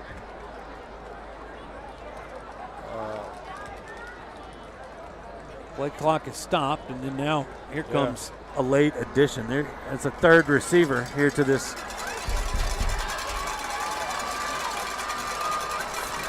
near sideline, and now we have a timeout, Neville. That's their third and final timeout of the half. 30 seconds remaining. We'll take a 30-second break. We'll be back on the other side with more Neville Tiger football. Around here, family is more than just a last name. It's who you show up for. For generations, the Compton family and Architects Windows and Doors has stood by this community with honesty, hard work, and a handshake you can trust. Because every window we design, every door we assemble, isn't just about your house. It's about your home. Family owned, community rooted, Architects Windows and Doors, a family business built for your family. Tigers trying to keep the Panthers out of the end zone. They lead 14-7 with 30 seconds remaining. It's second down and 10 for Sterlington. The Tigers are out of timeout. Sterlington has one remaining. Is the head official. It looks like I see number 6 back in the game. Yeah, that's Birch, so that's good to see. Yeah. He'll be the up back.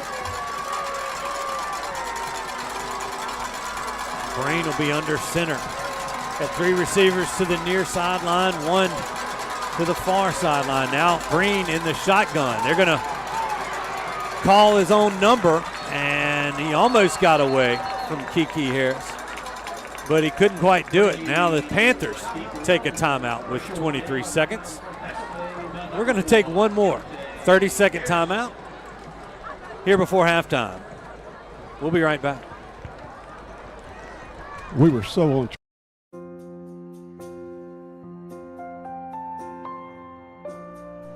Welcome to the Carpenter Health Network, where we can assist you with all your home health needs. Promoting healthy and independent living at home with Stay at Home Health. Where advanced illness management is our specialty. Let us help you recover from injury, surgery, or illness with our team of dedicated medical professionals. Well, we strive to make every day a good day at St. Joseph Hospice. Let us make the Carpenter Health Network a part of your family by promoting healthy and independent living for your loved ones. We are the network, and we are all in. Go Tigers!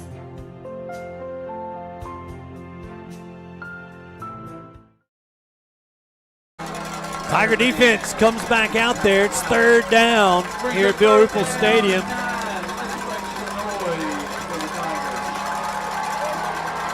No more timeouts left in this half. J-Rod Breen from the shotgun, looking for the fade, and it's going to be caught. Is that 13? I believe it is. How was that not Clark a push? Smith, as we might check this out here on the Creed and Creed replay.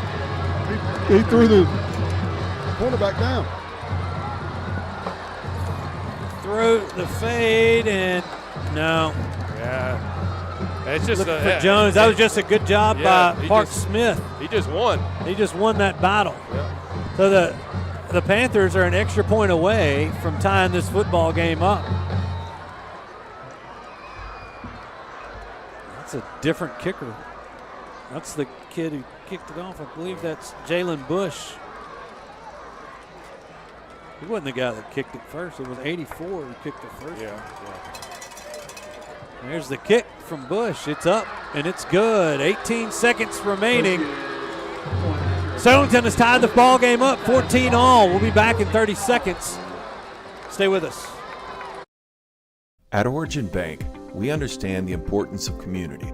That's why we're committed to the Northeast Louisiana Food Bank, providing meals to 25,000 of our neighbors across 12 parishes. Through their efforts, they provide about 6 million meals a year to those facing hunger in our area. Visit foodbankneela.org to learn more, sign up to volunteer, or donate to support their mission.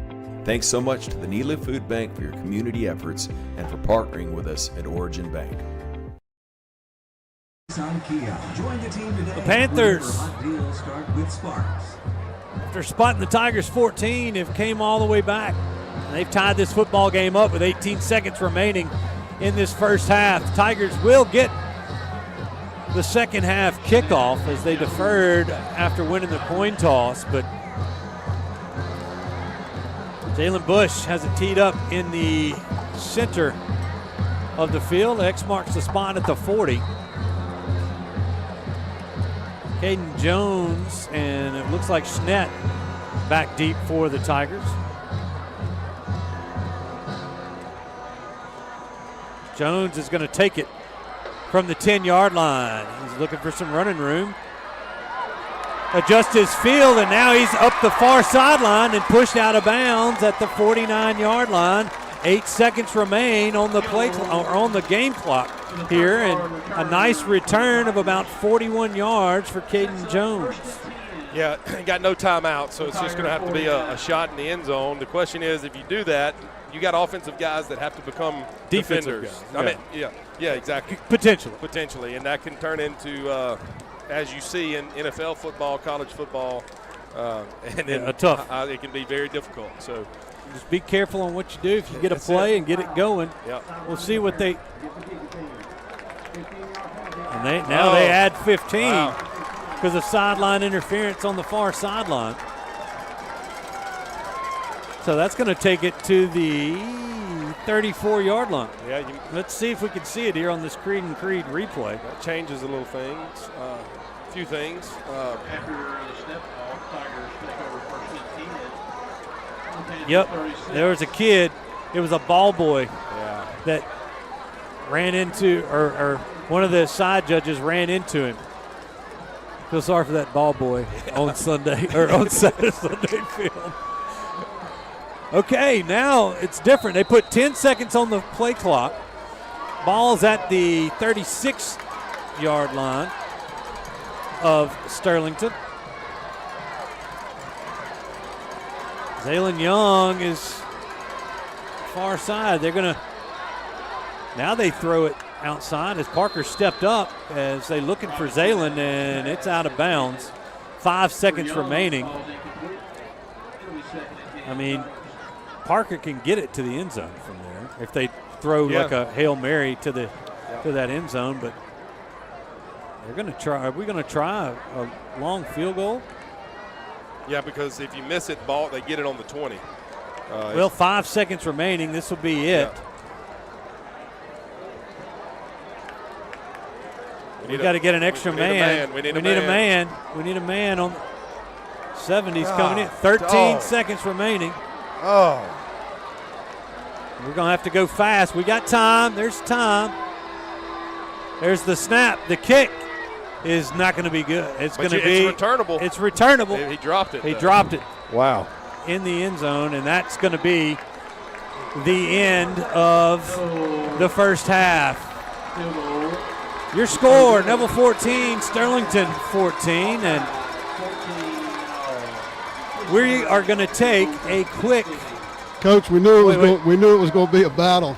You know, defense just couldn't get off the field there. Had a couple chances on third down. Yeah, we did, and that's something we've been pretty good at. And they've completed a couple balls on us too that that we can't let happen. Because we're doing a great job of stopping the run, and then they can't. We cannot let them throw the football. Just with their play action. They shouldn't be fooled because they can't run the ball, so we know that's all they can do. So. Yeah, well, you got to keep your eyes in the right spot. Yeah, 100%. They got to keep them in the right spot. Right? Thank you, Coach. All right, thanks, Jason, for catching Coach Collins as they set up here for halftime festivities.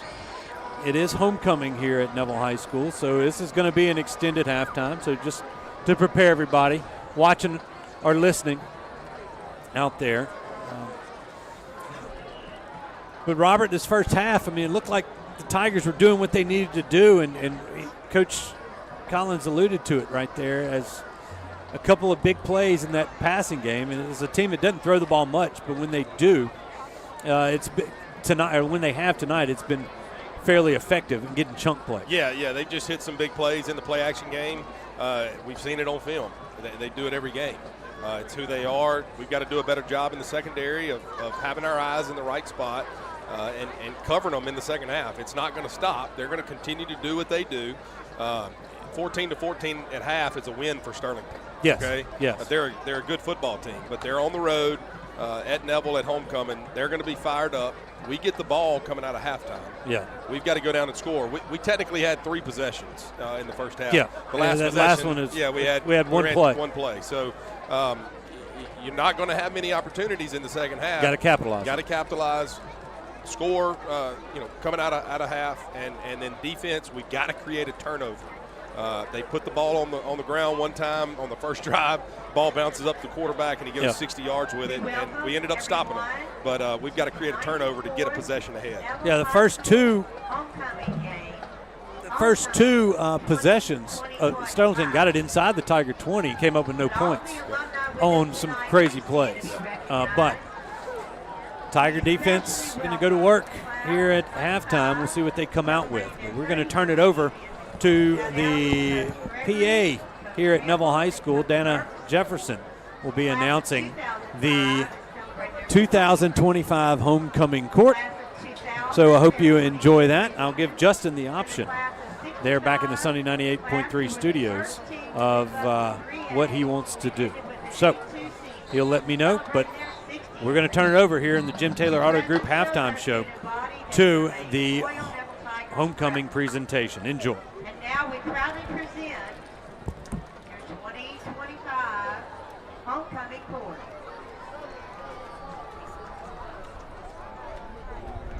Name, Miss Ellen Wesley Brockman.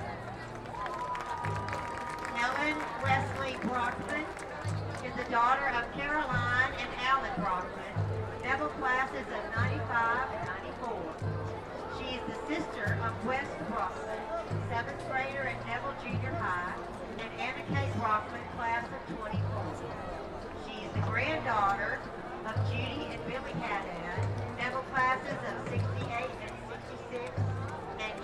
Brockman, class of 61, and her husband, Ralph Brockman.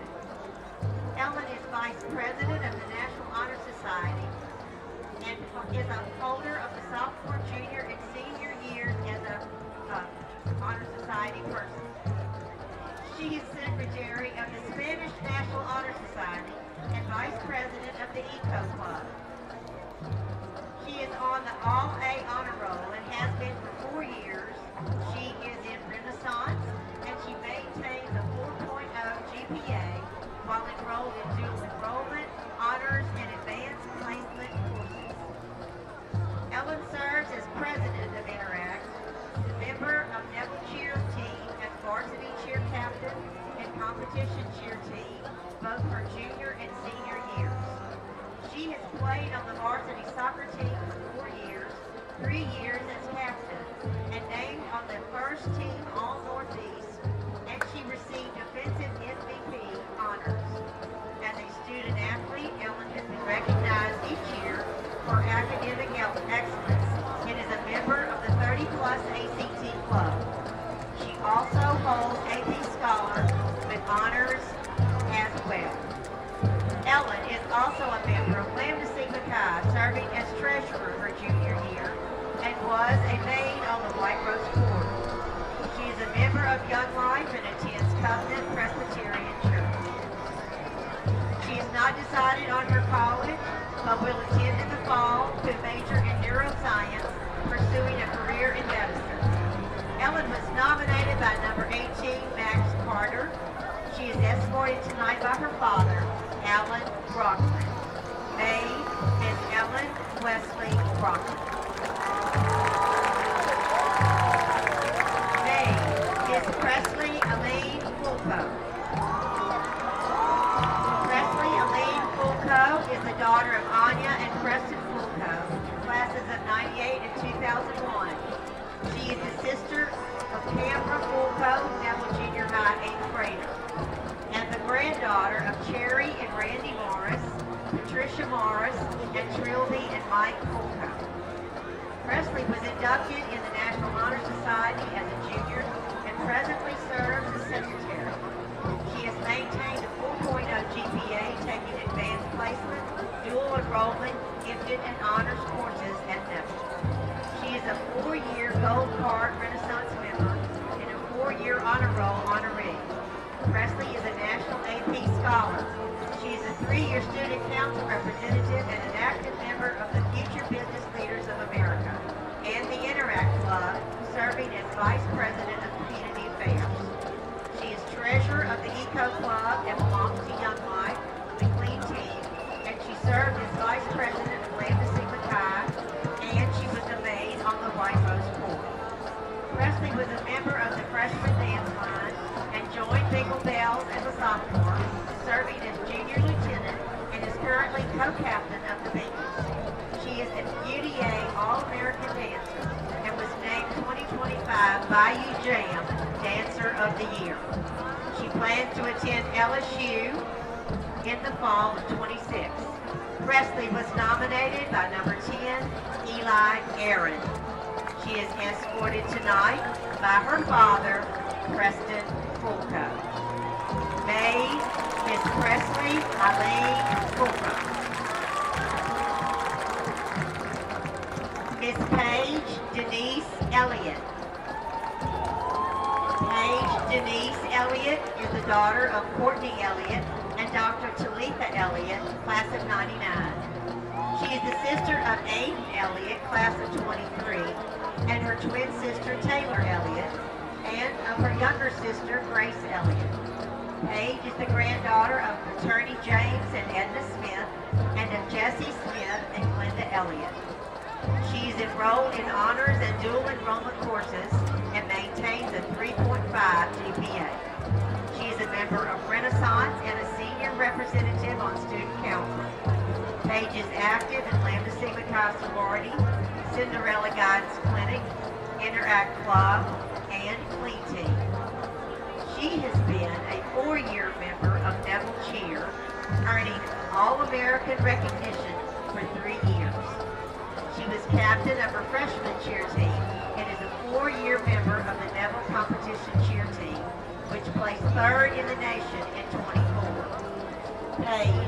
7-year member of Extreme Athletics, where she has won 2 NCAA titles. Paige is a member of the Lone Wild Worship Center and volunteers in the youth department. Paige is a member of Young Life. She plans to attend Louisiana Tech University in the fall, majoring in biology. She aspires to be a dentist. Paige was nominated by number 9, Monique Grayson. She is being escorted tonight by her father, Courtney Elliott. Miss Paige Denise Elliott.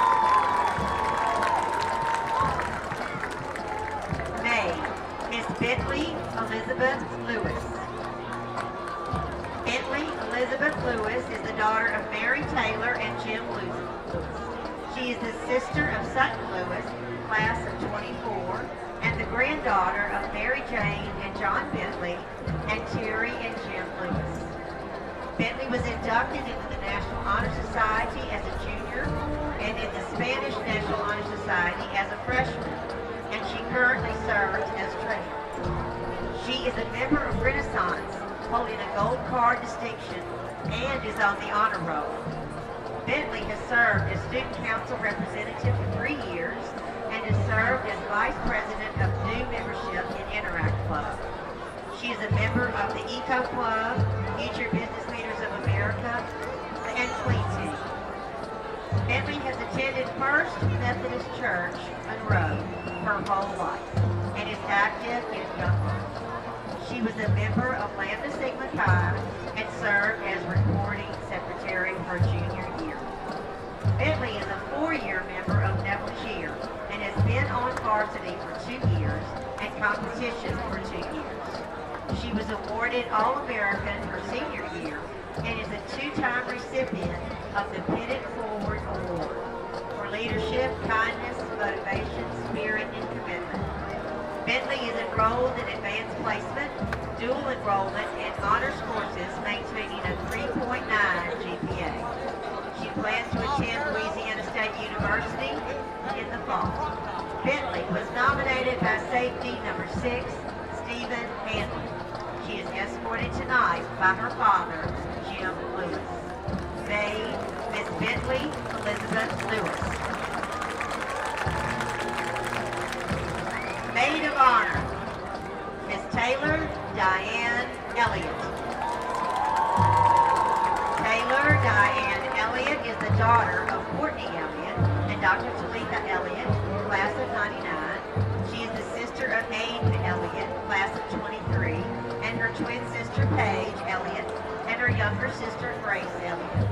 Taylor is the granddaughter of attorney James and Edna Smith, and Jesse Smith and Linda Elliott. She was inducted in the National Honor Society her junior year and maintains a 3.6 GPA. She is enrolled in honors courses and is a member of the Renaissance programs. She is a member of Lambda Sigma Chi sorority, the Cinderella Guidance Clinic, Interact Club, Clean Team, and is a class representative on student council. Taylor is a 4-year member of Neville Cheer, earning All-American honors her senior year. She is also a 4-year member of the Neville Competition Cheer Team, who placed 3rd in the nation in 2024. Taylor currently serves as co-captain for the varsity squad. Taylor is a member of Lone Wild Worship Center, volunteering in the youth department, and is an active member in Young Life. Taylor plans to attend Louisiana Tech in the fall, majoring in kinesiology, aspiring to a career as a chiropractor or a DO. Taylor was nominated by number 40, Dante Matthews. She is escorted tonight by her father, Courtney Elliott. Maid of Honor is Taylor Diane Elliott.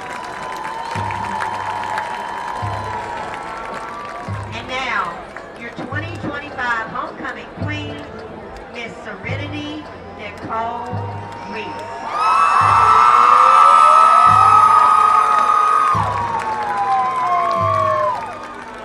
Serenity Nicole Reese is the daughter of Jerika Reese, class of 2006, and Frank Gooden, class of 2001. Ronnie L. Trailer and the late Joaquin Henderson, class of 96, on the state championship team of 95. She is the granddaughter of Jackie Roberson, class of 84, Jessie Reese, and Tina Bethany. Serenity is the sister of Najala Gooden, class of 23, and Ariadne Trailer, class of 22. Serenity is captain of our Bengal Bells, having won 2 state championships. She was a freshman dancer and served as co-captain of the Bengals her junior year. She is an All-American dancer, receiving the Pennant Forward Award, and was invited to try out for UDA staff. Serenity enrolled in honors and advanced placement courses, and is a member of Renaissance with a 3.5 GPA. She has served on the student council for 2 years, and she is involved in Blue Youth Sorority, holding the position of Stroll Master in 23. Serenity is president of the top teams with the Cinderella Guidance Clinic, and is president big sister of Queens of Tomorrow, and previously Queen of the Year. Serenity is a 7-year participant in extreme athletics and has 2 NCAA titles, and is a 2024 World's Bronze medalist. Serenity attends Marian Baptist Church, where her dad, Ronnie L. Trailer, is her pastor. Serenity was nominated by number 5, Caden Rogers. She is escorted tonight by Frank Gooden and Ronnie L. Trailer. Your 2025 homecoming queen is Serenity Nicole Reed.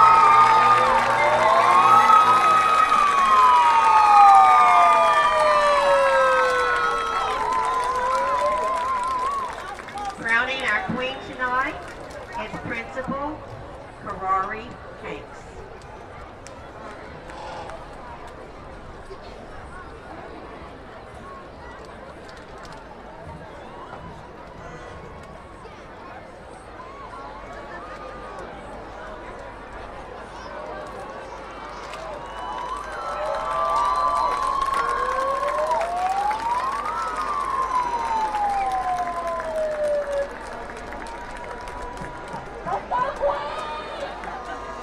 Let's hear a round of applause for your 2025 queen and her court.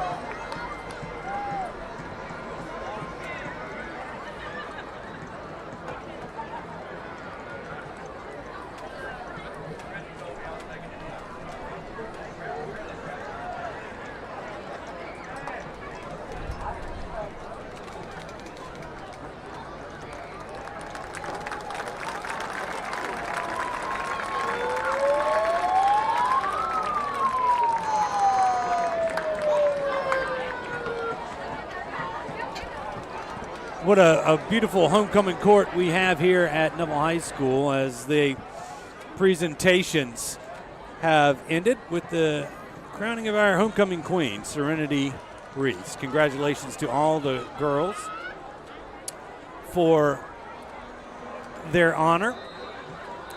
And now we're going to turn it over to the Neville Tiger Band and the award-winning Bengal Bells for their performance here this evening.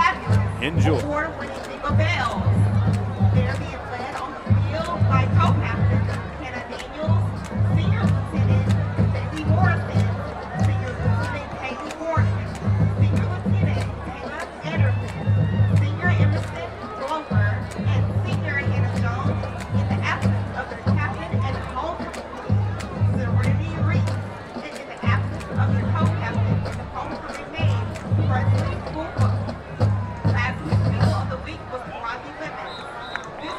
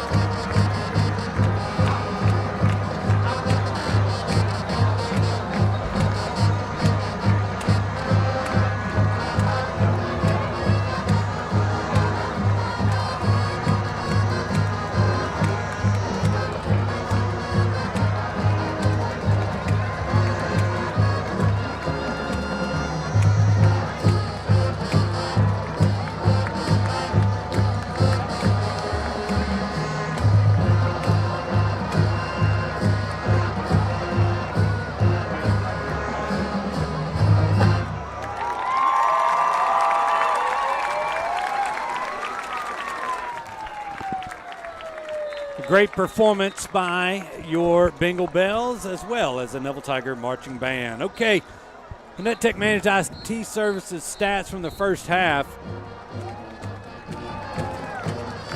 Sterlington, 2 touchdowns. They have 14, as do the Tigers. It's all tied up at 14, but Sterlington with 128 yards on the ground, 118 through the air. That's a total of 246. They were 5 of 8 on third down. Only penalized twice for 20 yards. They did have, let's see, Breen was 4 for 8 for 118 yards and 2 touchdowns. You know, you had the 2 big plays. One was that fumble that Breen rushed for 48 yards. He's also the leading rusher with 9 carries for 72. One of those came with 48 yards on the fumble, and then we had the long pass, 56-yard touchdown pass there to get them on the board. The Tigers on the night, 55 yards on the ground, 131 yards through the air, 186 total. Only had 23 total plays on those 3 possessions. The Tigers were penalized twice for 18 yards. They were 3 of 5 on third down. Parker, 5 of 9 for 131 and a touchdown. The Tigers led on the ground by Roberson, 12 carries, 55 yards, and a touchdown. Zaylen Young has 2 catches for 59 and a touchdown. And then you had the one big catch from Mason Hart that went 68 yards for the Tigers. That'll do it for the Tigers. They will get that first, or the opening kickoff of the second half. So the Tiger offense, Robert, will have to go to work here in the second half, try to go ahead and retake that lead. But before we do, the second half kick is coming up. Let's take a 30-second break. When we come back, we will have the third quarter. So stick with us. We're all tied up at 14 here. Thanks to Jim Taylor Auto Group for their sponsorship of this halftime report. At Jim Taylor Buick GMC, we bring our A-game every day, delivering a home run experience for you, like the thrill of sinking the game-winning shot or finding just the right vehicle for you. Whatever drives you when you shop with Jim Taylor, we put you in the starting lineup. Visit us online at JimTaylorBuickGMC.com or in Monroe, where we are professional grade, and we never stop working for you.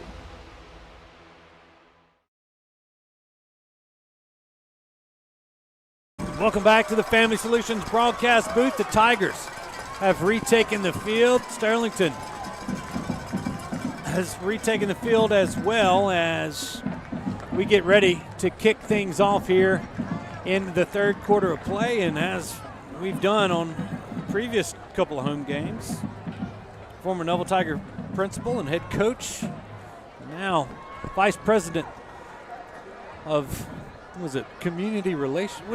Something like that. Business development. Business development over there. All the above. Origin Bank. All the above. Mickey McCarty is going to join us here for the third quarter of play. And that third quarter is brought to you by our good friends there at Taco Bandito.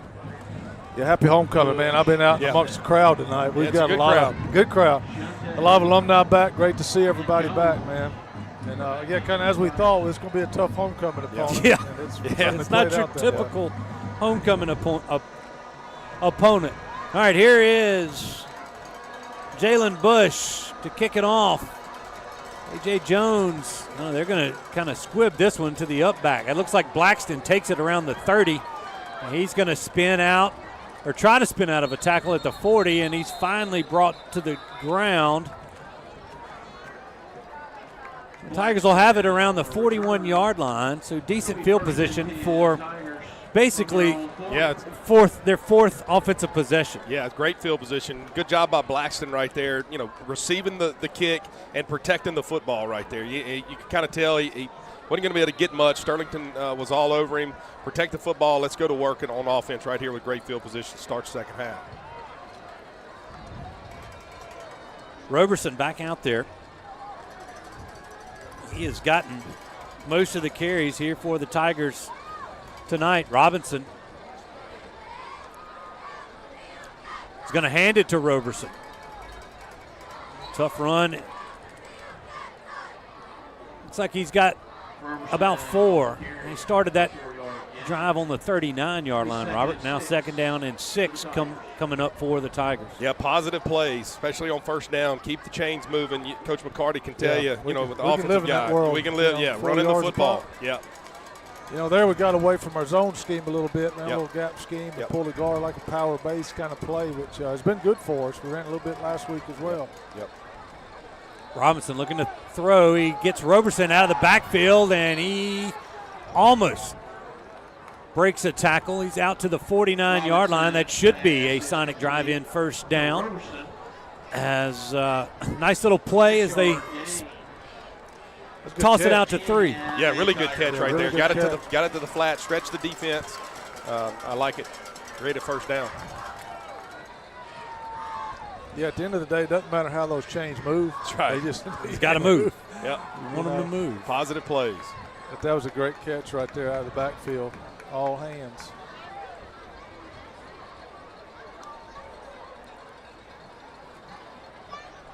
Play clock clicking down to 5 seconds. There's the snap. Robinson looking to pass, and the pocket collapses on him, and he's going to go down as they were looking for something out of the back judge. And they had Roberson looking for the wheel route. Yeah, and they pushed him out of bounds, but I think it was just good coverage. It was a coverage sack. Yeah. Had him covered well. Coverage sack. Exactly right, Robert. Loss of 6. 2nd down and 16. Back to the Neville 43-yard line. Tigers behind the chains here early in this 2nd half. Here's the snap. They're going to do it quick. They've got Desi Bird out on the right side. He gets that loss back, and across the 50 to the 49 goes Bird. And that'll be 3rd and a little bit better than 16. 3rd and 8 for the Tigers as they cross midfield. Yeah, through the screen out there. Good positive play. You have the sack. It backs you up, gets you behind the chains. Now you're living in 3rd and long here at midfield. Are you in the territory of, trying to add to the 4th down play right here and plan on going for it? They put Zaylen Young in motion. Where Parker's looking. He's going to step up. He's going to run it. He's not going to be able to get to the 1st down as couldn't elude a defender at the 46-yard line. It's going to be 4th down, and we're kind of in the middle. The Tigers are going to send their punt team out there. It's just a little too close to midfield and too early in this 2nd half. Yeah, got to punt it right here. Sterlington is a slow, methodical offense for the most part. They've hit some big pass plays on play action in the 1st half, but got to punt them deep here and make them earn every yard. Yeah, we'd certainly like to come out of halftime with a great drive and wind up with points, but hey, just got to kick it here and play defense. Sorrell, the snap is back. Sorrell puts a leg into it.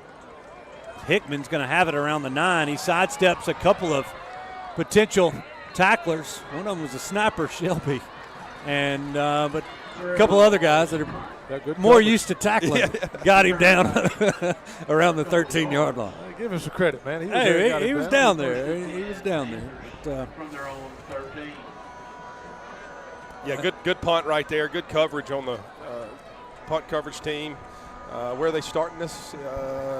Looks like the 13. 13-yard line. So, defense got to come play. We gave up some big plays in the passing game. A long 3rd down that they got, and then they scored right before half on a fade. Secondary's got to show up. We got to make some plays. Let's intercept the ball, create a turnover, and get the ball back to our offense here. We could sure use a turnover this half. Yeah. Tailback is Stromile. They're going to pitch it to him. He cuts back into the interior of that Tiger defense, and he's going to fight forward for a couple, but that's it. Gain of 3, 2nd down and 7 coming up for the Panthers. Yeah, he did a good job right there of breaking free of some tackles and kind of shooting out and getting positive yards there on 1st down. Got to do a better job of wrapping up at contact with our defensive front. I noticed that in the 1st half. We had him behind the line a couple of times, and he was able to get positive yards. You got to keep these guys behind the chains. Birch is the up back, Stromile the tailback. J-Rob Brain is going to do it on the delayed handoff. Stromile trying to find some room around that left side. He gets close closer to the line to gain for a first down, but he's out of bounds at the 21-yard line. He's going to be a couple of yards shy. And, Coach, I was talking about it in the first half. Their running game is into the boundary. Yeah, you're right. The whole night, it's been into the boundary. So. You're right. I know as a coach, I always like running into our sideline, into our boundary when we have the ball on our hash. And you're right, I noticed that as well. And they've been able to get that ball on the edge a little bit. Off, I think that's a counter play they're running. And he's bouncing it out. They found the edge a little bit. Yeah, we got to shore that up over there. 3rd and short for the Panthers. I formation behind Breen. He's barking out some signals. Play clock's at 5. They're going to turn and give it to Birch, and he's going to just have enough for the first down as he needed 2, got 3 out to the 24. That'll Robert, move the chains. I used to hear somebody say in that situation, he didn't get much, but he didn't need much. That's right. You know, first down. First down. That was the plan right there. That's it. Was the short yardage and move the chains. You got a fresh set of downs that here. That was Joe Coates says them there that I used to hear a lot in film sessions. Sitting in with Joe Coates. Yeah. 1st and 10 Panthers. They're just happy to let this clock run. They don't like to snap it quick. You don't see much tempo out of them. Just a methodical, plodding offense with a couple of wrinkles, and they reach back and toss it to their back. Yeah. I think that's Stromile who remains back there. They're going to say he got a yard to the 25. That's a staple of their offense, a little strong power toss. And they run it both ways, weak and strong. That's a great job our defense there on first down, keeping them from no gain and bringing up a 2nd and long. Robert, I'll give you a quick one while we're waiting on this play. Got to see Tony White today. Yeah, he looks good. Yeah, he looks pretty good. Yeah, he could run it. Talk more about him in a moment. Yeah. 2nd down, a long 9 for Sterlington. Rob Breen under center. He's going to turn and hand it off. Nice defense by the Tigers right there to stop the running back Trey Birch. Yeah, bringing up 3rd and long, and that's where you want them. You know, again though, our defensive backs, they can't try to be heroes in the run game. Let's have our eyes where they need to be, and don't give up a big play. Don't let them get behind us on the play action. 3rd down and 7. I might call it 6, a long 6 for the Panthers. This is right where we want this offense, so it's a great time to make a great 3rd down stop. Yep. Still have a tie ball game, just under 6 minutes to go in the 3rd quarter. Panthers all bunched up. Put a man in motion. They're going to do the wide pitch to 14, and he's got the corner, and he's going to be out of bounds at around the 44-yard line. That'll give the Panthers another first down and keep this drive alive. Yeah, just out leverage us right there. You know, the toss to the field and good play. That's that flex bone formation, and you know that thing can give you fits, man. At every level, and they've gotten outside on that toss a couple of times out of that formation. Yeah, they're hooking the defensive end right there, and then blocking the corner. And they're fighting their tail off to try to get out there. Robert, when you're playing some option and sticking that dive in there, that's always on your mind, and even at 3rd and 7. All right, 1st and 10 for the Panthers. Put a man in motion, and that's J-Rob kept it. He pulled it out of the belly of Birch, and he's going to lose a yard as the Tiger defensive line had some good penetration on that play. I'd love to see what their 3rd down conversion rate is.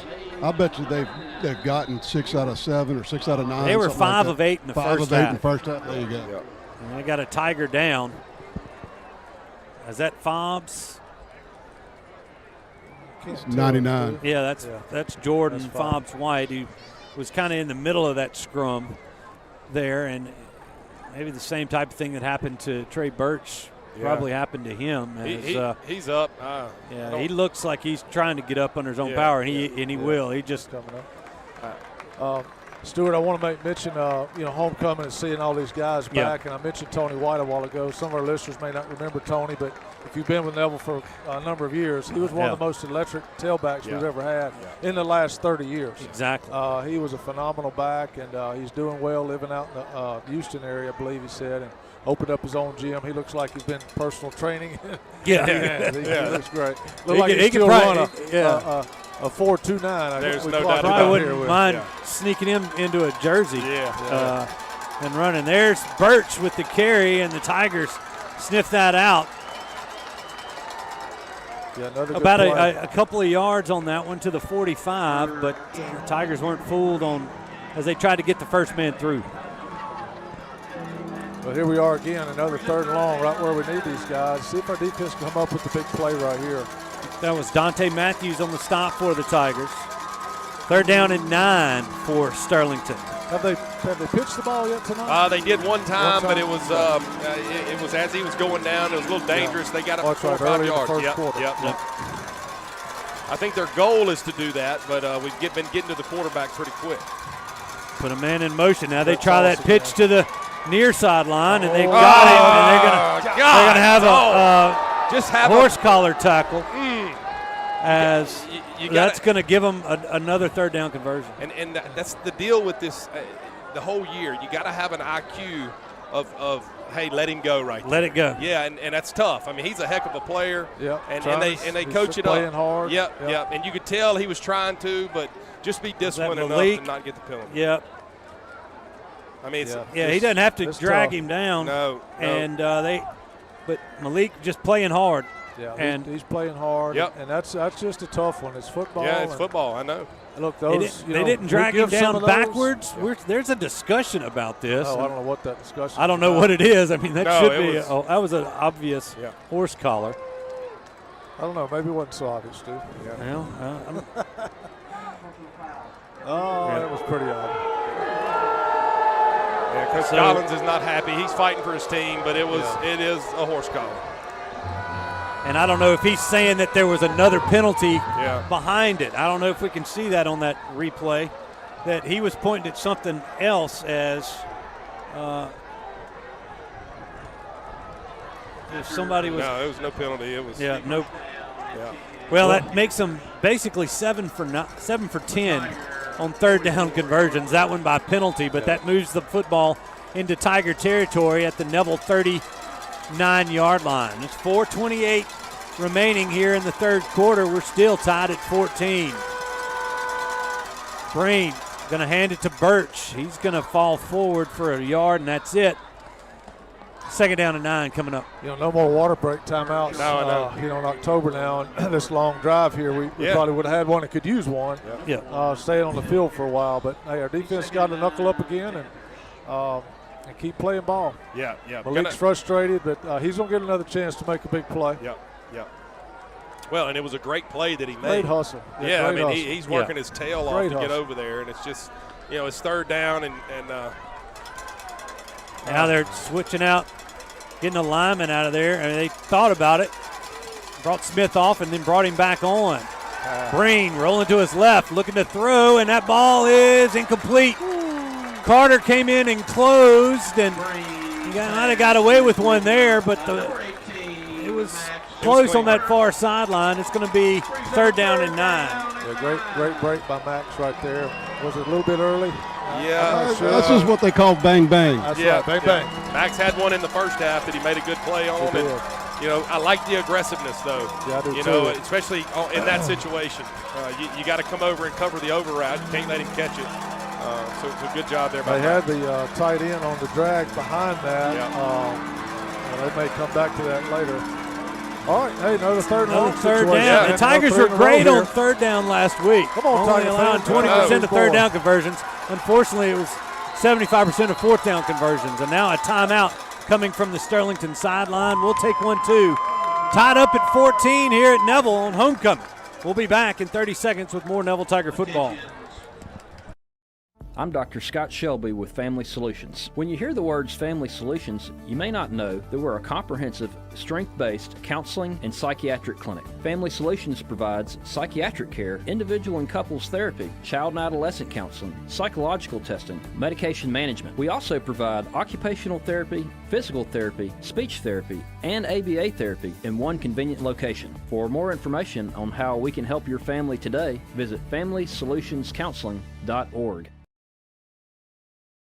Welcome back. Family Solutions broadcast booth. We are in the Taco Bandito 3rd quarter of play. 3:40 remaining.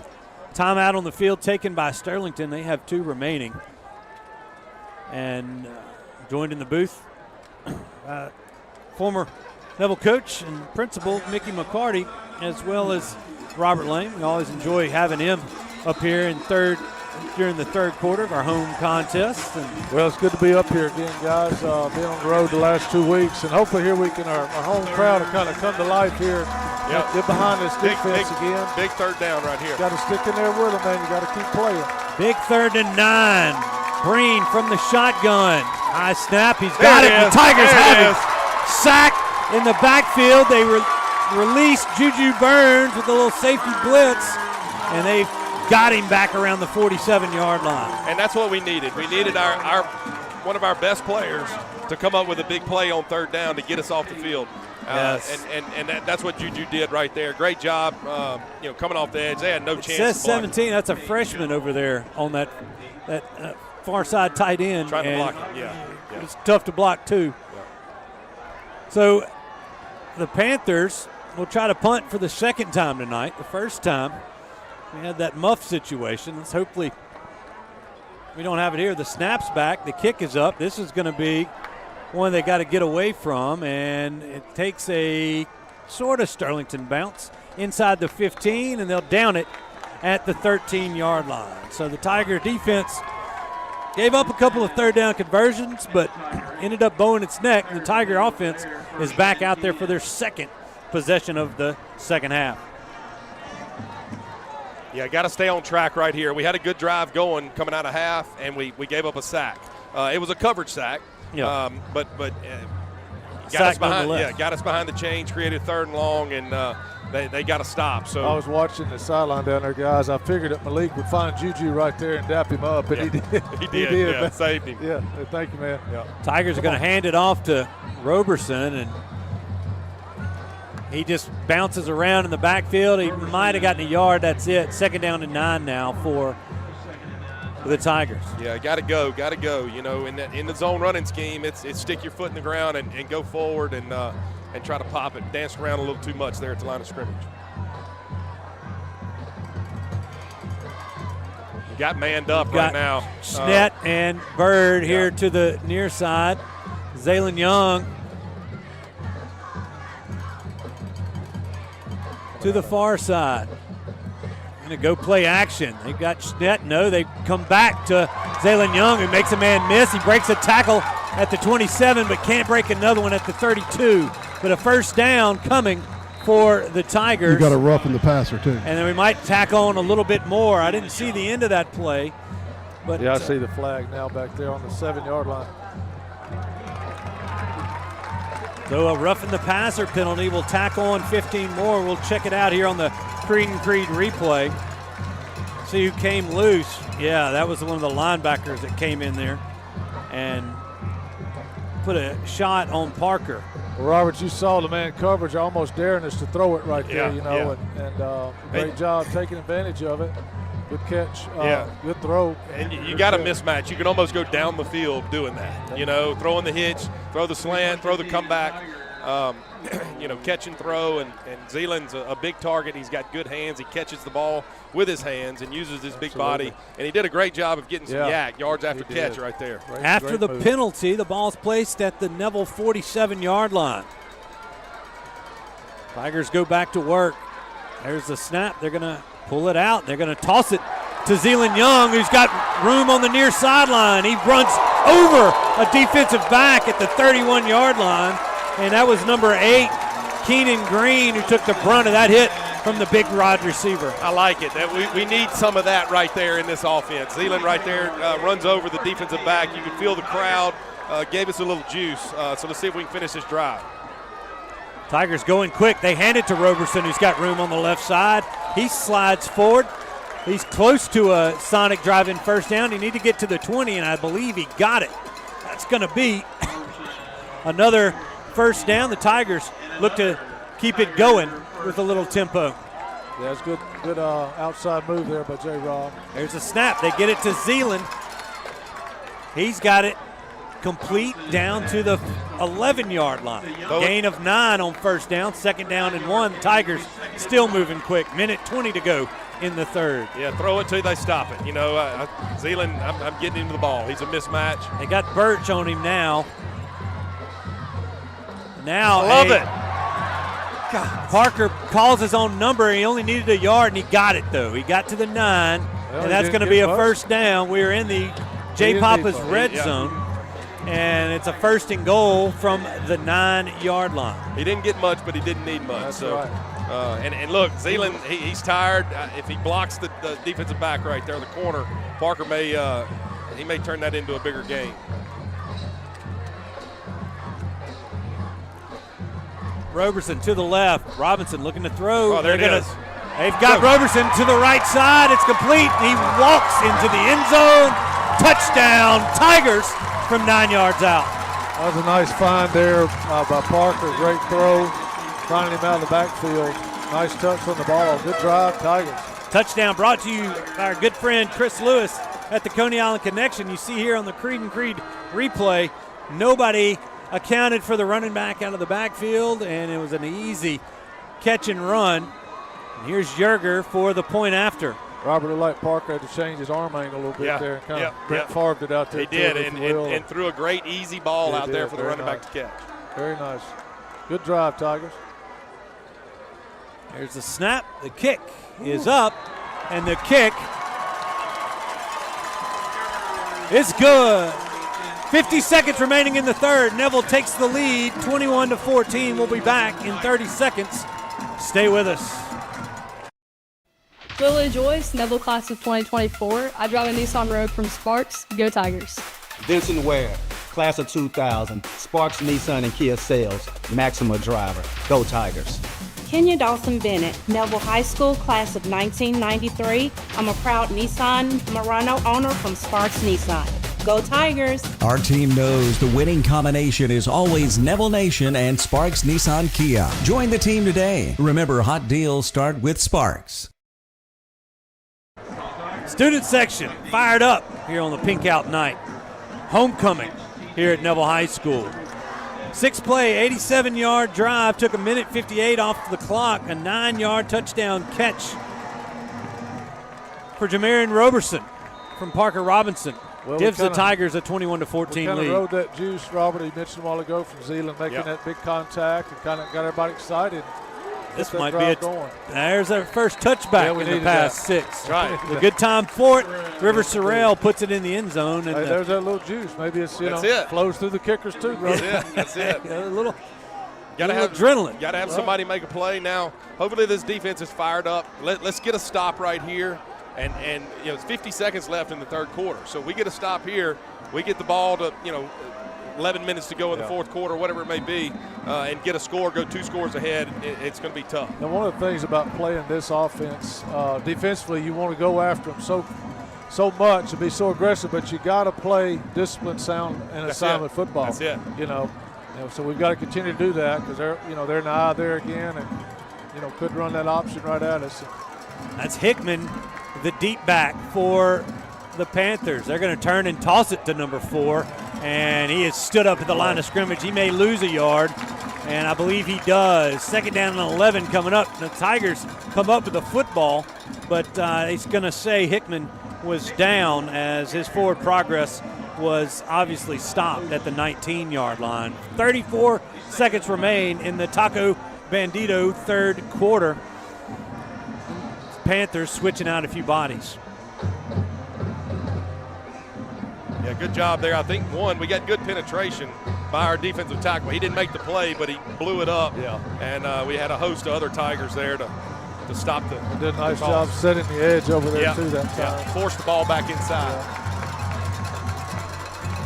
A little confusion, it seems. And the play clock's down to 0. That's going to be a delay of game against the Panthers. They'll back them up 5 more. Coach Doty's hollering they didn't set the clock, the play clock, and he may be right.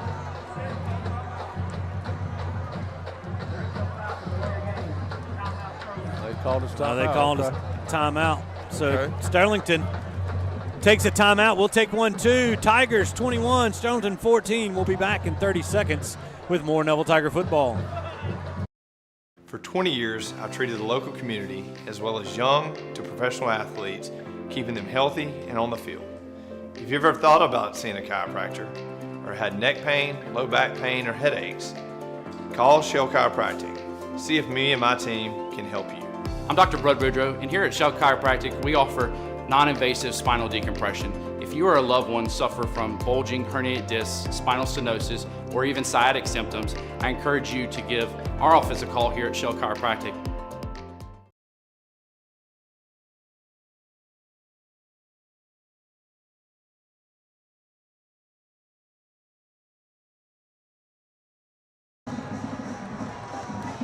Well, no penalty. The Panthers took their second time out of the half. They got one left. Clock's at 3. They broke with 12, yeah. Now they had 12 men out of the huddle. Yeah. Well, that's going to back them up 5. How did that play took 30 seconds? Yeah, I guess the clock was running. Yeah. So it was after it. Yeah. I know, but I mean, it's 3 seconds remaining here in this. I'll tell you from experience that there's a few. No, they didn't. There was no penalty? No penalty. Coming out of a timeout. Out of a timeout. They were at the line of scrimmage. If the ball was marked ready for play. Yeah. Well, hey, second down and 11.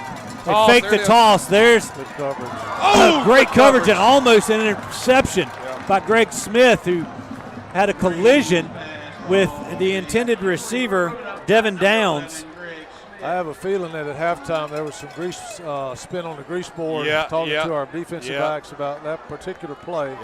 They'd been sneaking that receiver through our secondary off of that play action. Smith comes out. He's a little shaken up on that play. Yeah, he fell on that shoulder. Yeah, he got that stinger. That's going to bring us to the end of the Taco Bandito third quarter. Quick third quarter, the Tigers take a 7-point lead. They lead the Panthers 21-14. We'll be back in 30 seconds with that fourth quarter. Stay with us.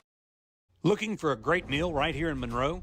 Stop by Subway and Mama DeLuca's Pizza on the corner of Tower and Lammy Lane. Whether you're craving a fresh, made-to-order sub or a hot, cheesy pizza, they've got you covered. And while you're enjoying your favorite meal, know that Subway and Mama DeLuca's are proud to continue their support of Neville High School athletics. Great food, great people, and a great tradition of giving back. That's Subway and Mama DeLuca's Pizza, fueling our community and our Neville Tigers. Hi, I'm Chris Lewis, the proud owner of Coney Island Connection. For nearly 20 years now, we've served the Oklahomites with our fast, friendly service and our famous chili cheeseburgers and our famous chili cheese dogs. Well, the chili is homemade. I'm asking you to stop by today and give us a try. We also serve hot tamales, roast beef po' boy, fried pickles, and much more. We even serve funnel cake fries here at Coney Island Connection on the corner of North 7th and Arkansas Road.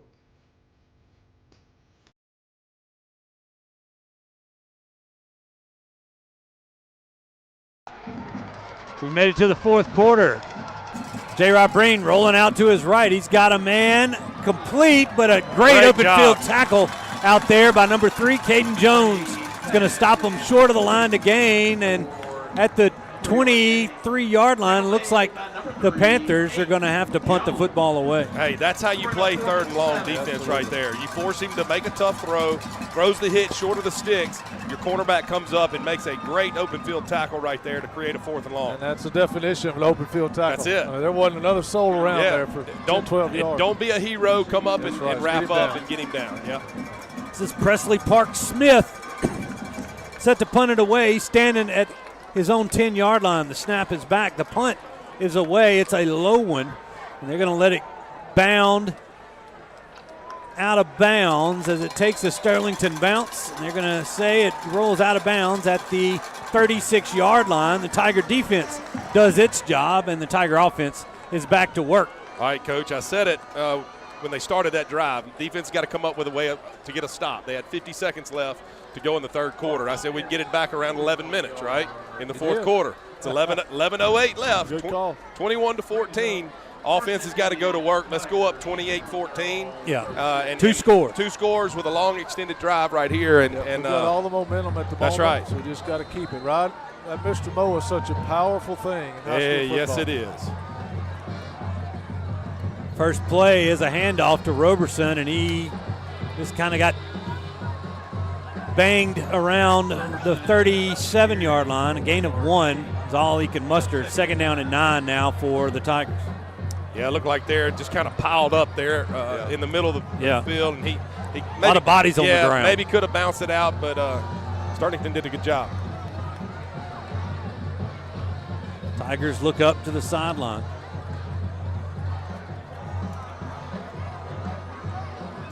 Ben McNabb, the right tackle, pointing out something that he sees in that. It's good to see Bennett back out there fairly healthy. Yep. Play action. Robinson had no time. Well, there's a flag as the defensive back, Sam Frazier, just tackled Schneck. Well, and it was late. It was after the play. So it might be, I mean, no pass interference, but it might be I think a personal foul. Here. Personal foul. Yeah, it'll be the 15. sack puts the ball at the 34-yard line as Parker lost about 3 on that play. Let's wait for the call from the referee.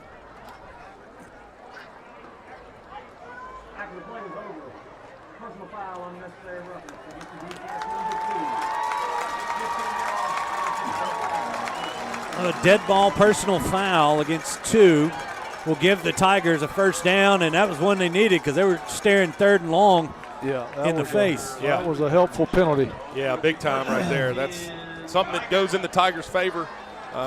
We didn't hadn't been getting those calls the past couple of weeks. All right, the ball is placed at the 49-yard line of Neville. Blue.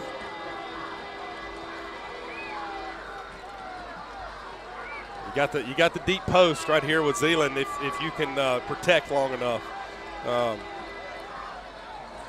Throw it out to Roberson, who makes a man miss and then cuts it upfield. He's across the 40 down to the 39-yard line. They'll call it the 38.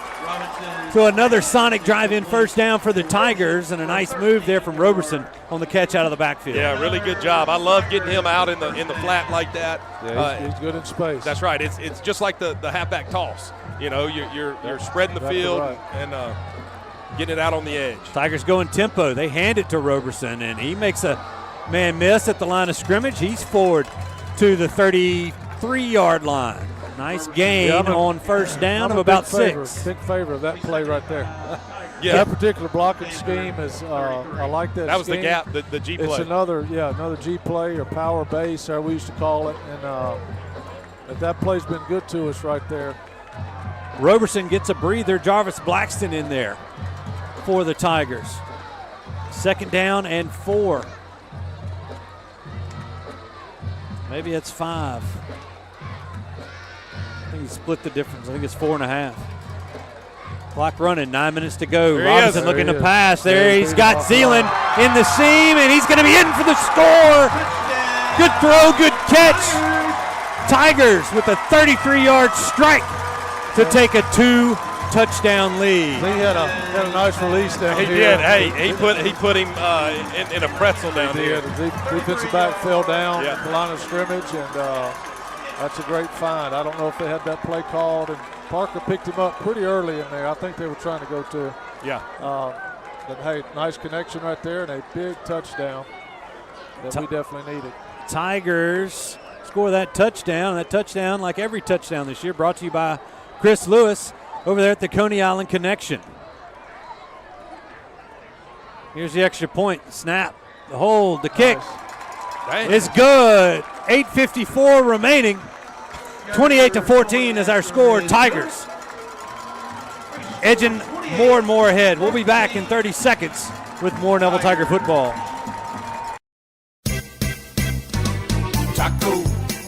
Taco Bandito. Our cooking and service is speedo at Taco Bandito. Taco Bandito on Forsyth Avenue in Monroe and Warren Drive at Cypress Street in West Monroe. A sandwich with soup. No, salad. With Nuke's Pick 3, satisfy all your cravings. Sandwich salad soup, sandwich soup mac, sandwich, sandwich, sandwich. Such possibilities from $12.99. Nuke's, extra with every bite. Welcome back to the Family Solutions broadcast booth, and we'll take a look at that extra point here. You can see her here on the Creed and Creed replay as it came in for the block. And he got pushed, yeah. Oh, and then, okay.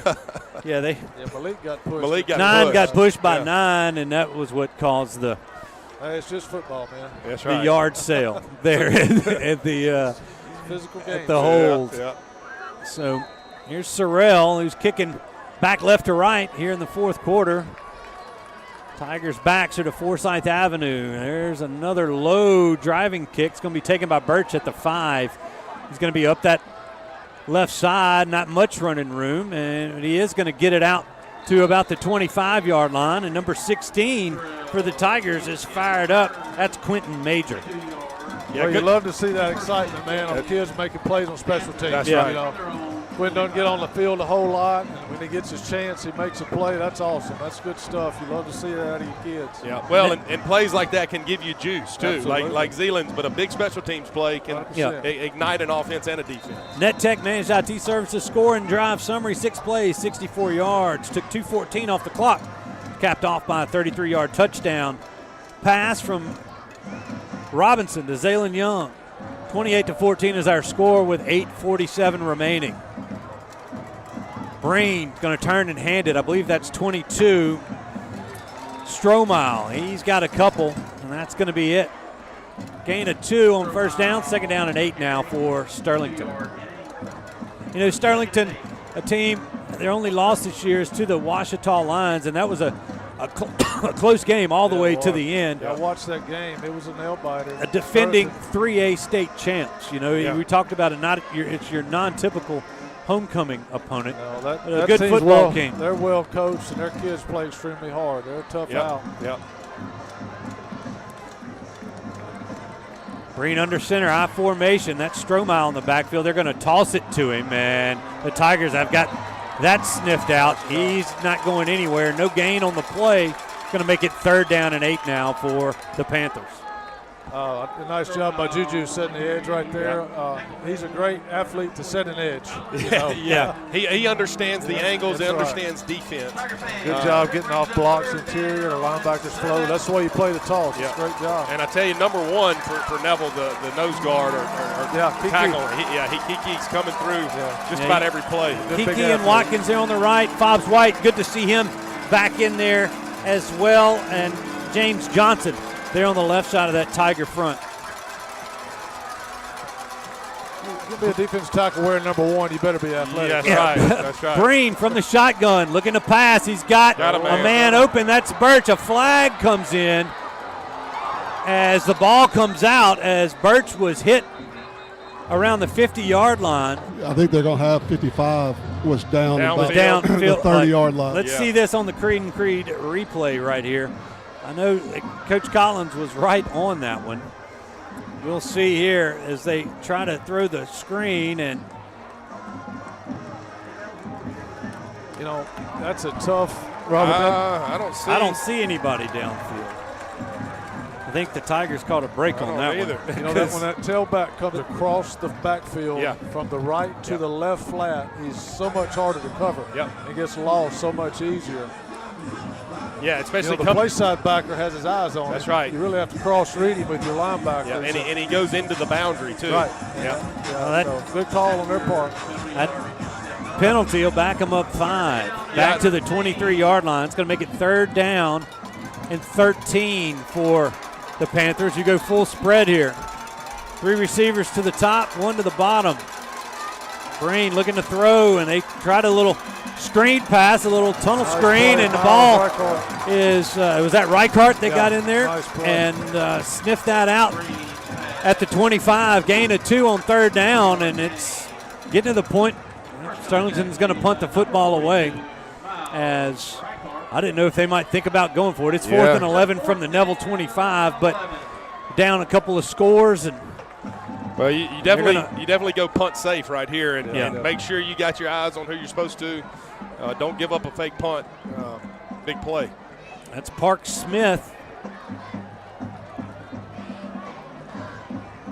Set to receive the snap at around the 12. Snap is back.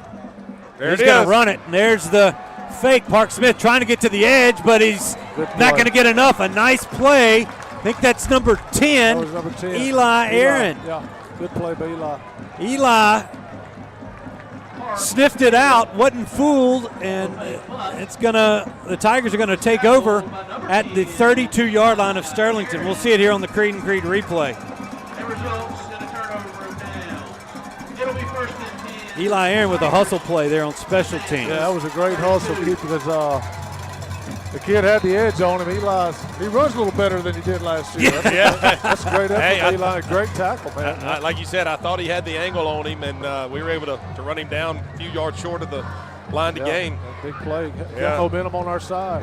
Blackston in the backfield next to Parker. And, Robert, you were talking about got to ramp up that effort a little bit, kind of that how to win awareness. And Blackston is broken free into the secondary, and he's bowling over defensive backs. There's a flag sitting at the 33-yard line. That's going to be a hold against Neville, and this one's coming back.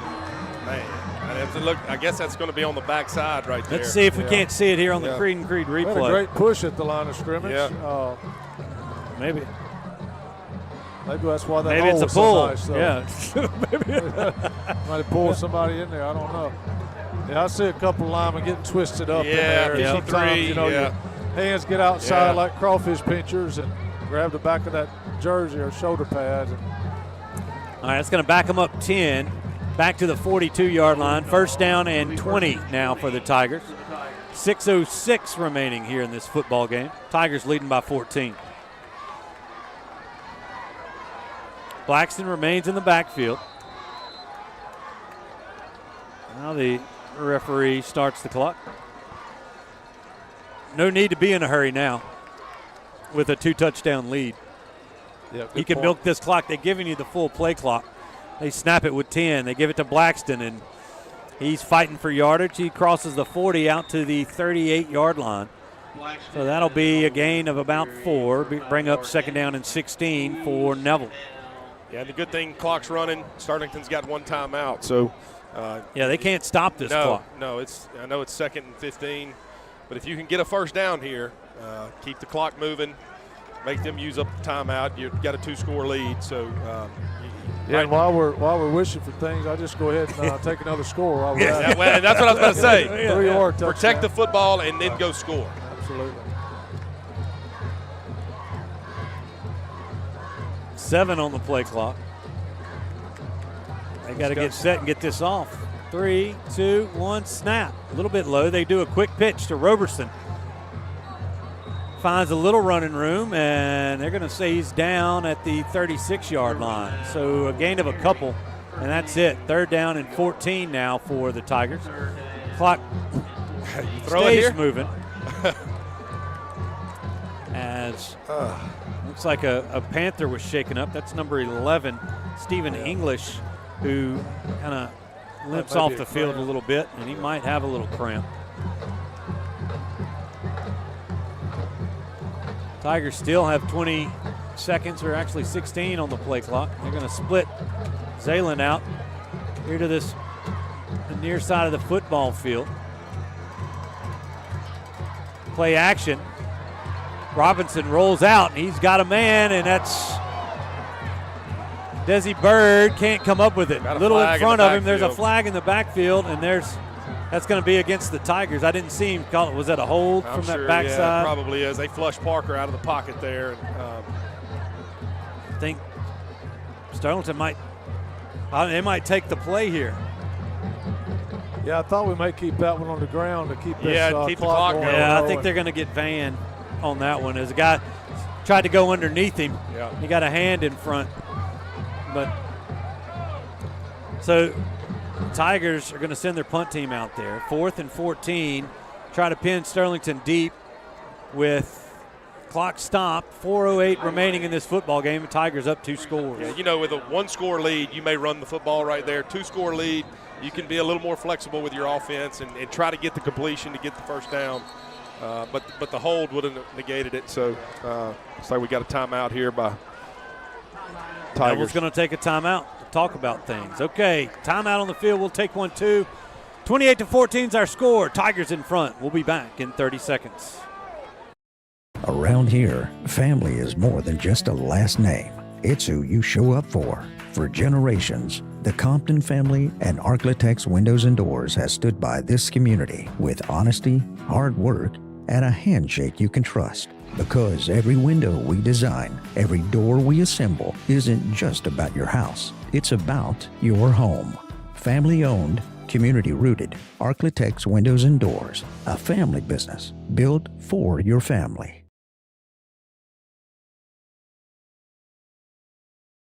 Welcome back to the Family Solutions broadcast booth. Tigers take a timeout to discuss the situation here. 4th and 4th and 14. They still decide to send the punt team out of there. That's Sorrell standing right at his 50-yard line. You know, it's one of those scenarios you work on in practice, pin them deep. Yep. And it's a great opportunity to practice this. And they try the fake, but they fake it to 7, and he turned and ran backwards a little bit. So they try to get Jay Reed on it. Let's see if we can't see. It just it looked like he might have had a little room. Let's see it here on the Creed and Creed replay. Yeah, just they throw it behind the line of scrimmage. Yeah, we threw it just a hair early. Got to let them come to you a little more. And, and they had one of those what we used to call non-believers. Number 9, he didn't believe we were going to punt. He hang back. And those crushed your screen game. Yeah. We'd have had a play, but this doggone non-believer got us. And with everybody releasing, you got to throw it behind the line of scrimmage. They did, and Sterlington was there to snuff it out. Okay, the Tiger defense back out there. They've got a 14-point lead. Sterlington has 4 minutes and 1 second to work with. Tiger fans still hanging around here on homecoming night. Breen looking to throw on the play action. They loft one up, and a flag's going to come in from there's 3 flags on that play. Yeah, as a throw was shoulder pads hanging out. So you see here on the replay, they're looking for Devin Downs, and he rode him all the way to the ground. Yeah, he rode him pretty hard. That's the one thing we can't give up. It's a long pass. So I can tell you, Coach Campbell's gonna coach those guys. If you think you beat, grab him, and we'll take the penalty. Yeah, continue to play defense. Right, continue to play D.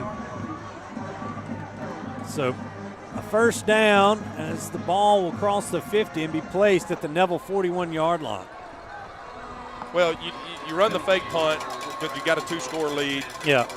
Sterlington's got 1 timeout left, and your defense has done a great job so far. You've given up some big plays in the passing game and had some pass interference penalties that have given them some first downs, but got to have faith in your defense right here to get a stop. They move Birch to the left. Green from the shotgun. He's looking to throw. He's got it complete.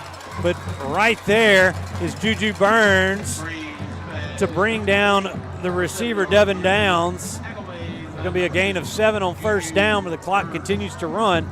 And it's 2nd down and 3 from the Neville 39-yard line. Yeah, they're out of the veer look. They're in the shotgun. And Breen looking to throw again, and he's got a man who sat down in the middle of the Tiger defense. As that's number 18. That is so. 13 had crawled, and then I think the Tigers are going to get flagged for that. Maybe it's as Malik Grayson. We'll see here on the end of this play. Maybe it's catch was made, but from 18. But let's see if we can't follow this. 13's blocking, and it is after the whistle, but he slings him at the end, and then somebody retaliates. Yeah. We'll see what we've got. The catch was made by number 18. That's Noah Crane. As we await the call, 3:23 remaining here.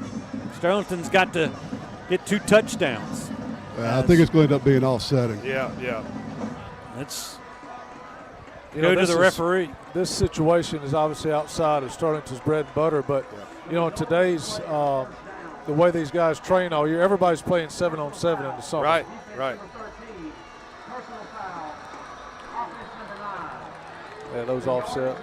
Yeah, everybody can do it. So you're right. So bring that up just to say that they've done this. They practice these things. They do it all summer, and it pays off in situations like this. Yep. Well, and it's a matter, your offensive line is not used to maybe protecting. That's probably the biggest thing. That's right. Exactly right. Good point. And so we got to create some kind of pressure, get Breen on the move, and maybe get a big sack here. Ball is at the Neville 24-yard line. 1st and 10 for the Panthers. Those fouls occurred after the end of the play. Breen rolling to his right.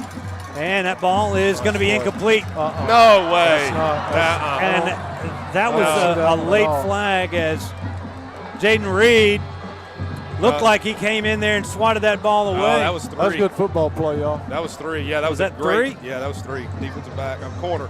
Oh, the corner? Yeah.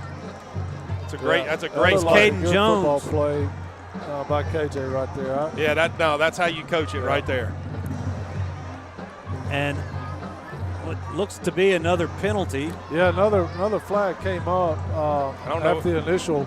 Well, I don't know if something. I think that was dropped. somebody throwing something on the Sterlington sideline. Unless there's see another. there's two penalties. Okay, all right.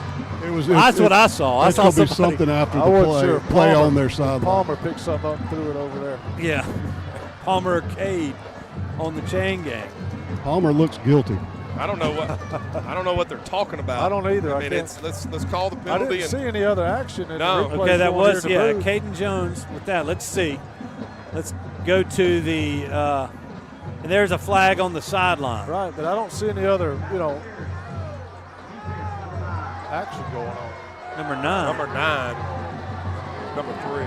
We don't. Oh, unsportsmanlike. Number 3? Yeah, he must have said something. Yeah. So it was 3 on the pass interference. He got 2 penalties on that. He probably told him in so many words he didn't like that call. Yeah. And which he was right, but you got to keep. You got to keep your mouth shut. You got to keep the composure. Yeah. All right. Well, that back-to-back or the double penalty is going to put the ball at the Neville 7-yard line. Tigers bringing some beef in up front. They got a bubble to the right. They're going to go with the toss, trying to get to the edge, and they're going to get it. And that's not Stromal, that's Dismuke. Will punch it in for the Panthers. And as we await the extra point, could make it a 1-score game.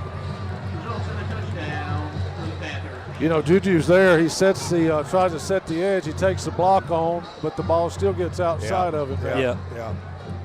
Flo's got to be able to catch up. And the kid he had good speed to get around the edge. But this time the extra point will be kicked by William Lyon.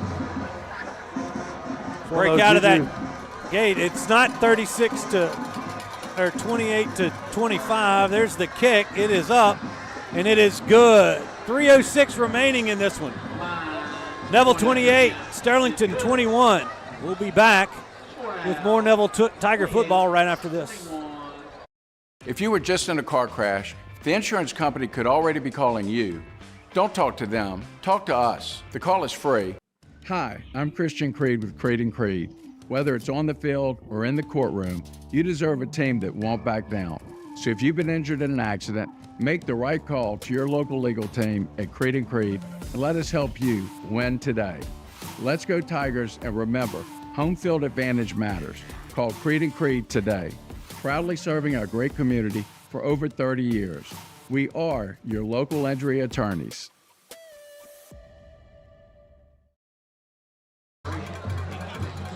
Tigers are going to send their hands team out as we return to the Family Solutions broadcast booth.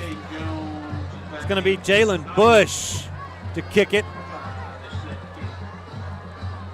This is what the Tigers had trouble with last week as St. Thomas More recovered the onside. This one should be coming. They bounce it, it comes in, and it's going to be on the ground. God. Let's see who got it. Sterlington says they do. Yeah. If they get this. They got it.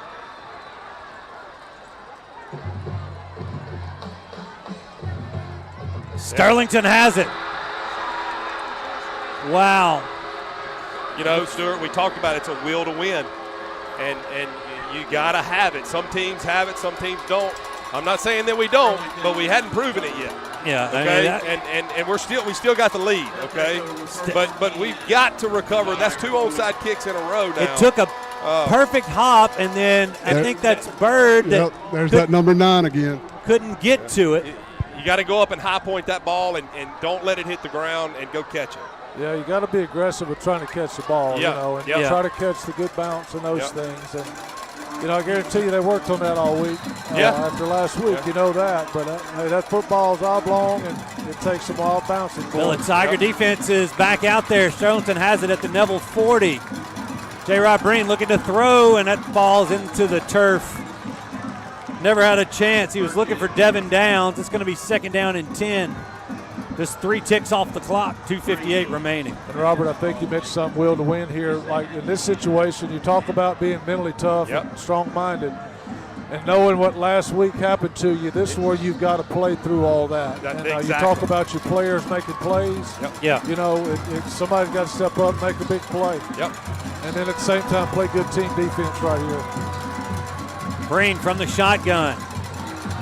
He looks to his right. They're trying to throw the little screen out there to Birch, and he can't come up with it. Breen's pass is a little bit low. 3rd down and 10 now for Sterlington. Tiger defense definitely going to be prepared for 4 downs here.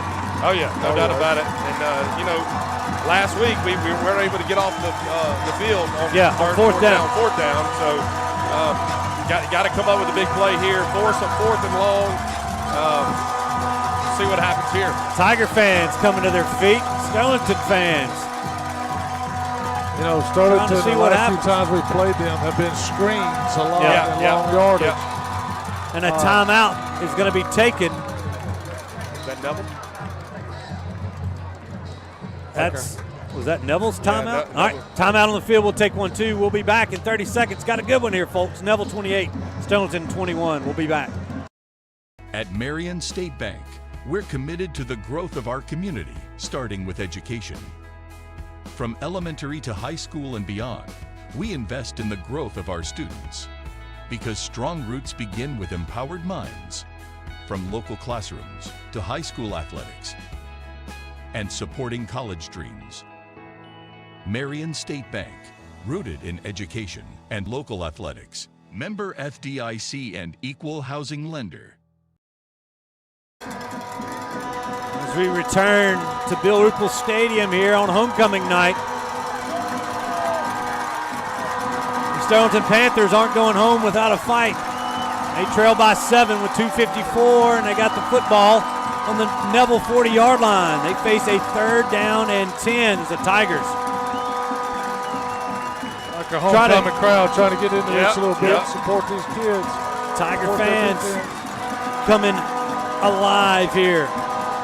It's again Breen, 3 receivers to the near side. Breen's going to look to maybe run it himself. They throw it down the middle, and it's going to be incomplete, but a flag as 18. I think that was, who was that? I think that was 6 on him. I mean, that was. And the ball was not catchable. Stephen Hanlon is going to get called for this. Let's see if we catch it as he was behind the line of scrimmage.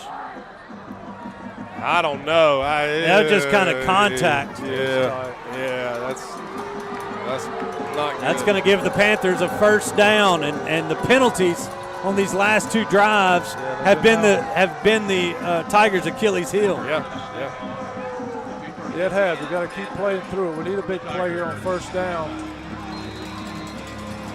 Yeah, you need a sack. Get that momentum going. Sterlington only has 1 timeout remaining, as does the Neville Tigers. Now they got a 1st down and 10 from the Neville 25-yard line, back to that veer look for Sterlington. Send a man out. They're going to pitch it to the far sideline, and no gain as Presley Park Smith didn't find much running room. They're going to have him out of bounds at the 25. The clock continues to run. They said he was down in bounds. We did a nice job defending that toss that time into the weak side, short side of the field. Good job by our defense. Panthers come out. The similar look. Green under center. Got to watch the release here on this play. Yep, you got to release stay in that the middle tight of the field end. with your safety. Now they put, they're going to try the pitch to the left side and up flipped and upended is the running back by Juju Burns. I believe that is number 14, Dismute on the carry. He's no gain at the 25. It's going to be 3rd down and 10 again, and the Tiger defense has to continue to fight. Well, you fight, got to keep playing. Sterlington's got a timeout, but, clock's running. Got to look for the play action right here. It's what they've been setting up the last 2 plays, running the ball back to their offense. Yeah, Birch. The fake toss running the wing up the seam. Just to go up here, up top. Birch, the deep back. There's the face toss, and then that's going to be picked off. Max Carter gets down at the 16. That's going to do it. We've said the Tigers need to have a big-time defensive play. We couldn't get the pick last week, and Max Carter read that one, stayed at home, and the Tigers are going to escape with a homecoming victory. Yeah, great job by Max Carter right there. We went in at halftime and coached it up. They got their eyes in the right spot. We've had some bad pass interference penalties, but you can see on the replay right here, they fake the toss. Max Carter does a great job being the free safety and reading the eyes of the quarterback. And Reed was with the intended receiver step for step. There was nowhere to go with it. The other thing that Max Carter did a great job of doing is getting down. Yes. Because we had this happen to us in the playoffs. When I was a sophomore, we did the same thing, and we fumbled and gave them the ball back, and they scored. That's right. Tigers in victory formation. Oh, that's bad stuff. And then that's what you don't like to see, as I believe that's number 23. That's Trey Birch. Why is the clock not running? Clock should be running, as running the clock. There you go. Before we start. That was 5 seconds. Well, they got to reset the play clock because the play clock started before the clock should have never stopped. No. These are officials. We're going to get this under a minute to go, and then Tigers just need to let it go all the way down to 1 and snap this football. They might take their final timeout just to make sure. Play clock's at 6, 4, 3, 2. Now they're going to take a timeout. Here's a good situation as the head coach. Take a timeout. Just remind your guys, hey, this has been a contested battle. Keep you cool. Yeah. We're going to win this thing. Well, it's second down. They've got one time. Sterlington has one timeout. So it's second down here. The Tigers have to run well, they can run it out. They got 2 plays. I was saying, wait, this is 3rd down. Even with the timeout, they can end this thing. So we'll keep it right here as this game is so close to conclusion. But the things that kind of bit the Tigers in the rear the last couple of weeks, the Tigers have overcome them here in week 5. We still had a few penalties, but it didn't get all the way down there. We still had a couple of special teams hiccups. And they still are going to be able to, if they could snap it a couple more times, come out with a victory here. We'll see if Sterlington calls their last time out after this snap. Like Coach Doty's coming on the field. He called it. Yeah, he called it. Well, the clock only went off 1 second. Now they're 2 seconds. Okay. So they got a lot of talking, a lot of jawing. A lot of these boys know each other. They've been, Sterlington's not that far down the road. But the Tigers just have to snap it one more time, and that should be it. With 34 seconds remaining. Yeah, as long as they don't quick set the ball on us. Yeah. Just kind of ready for play.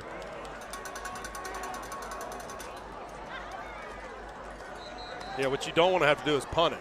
Right.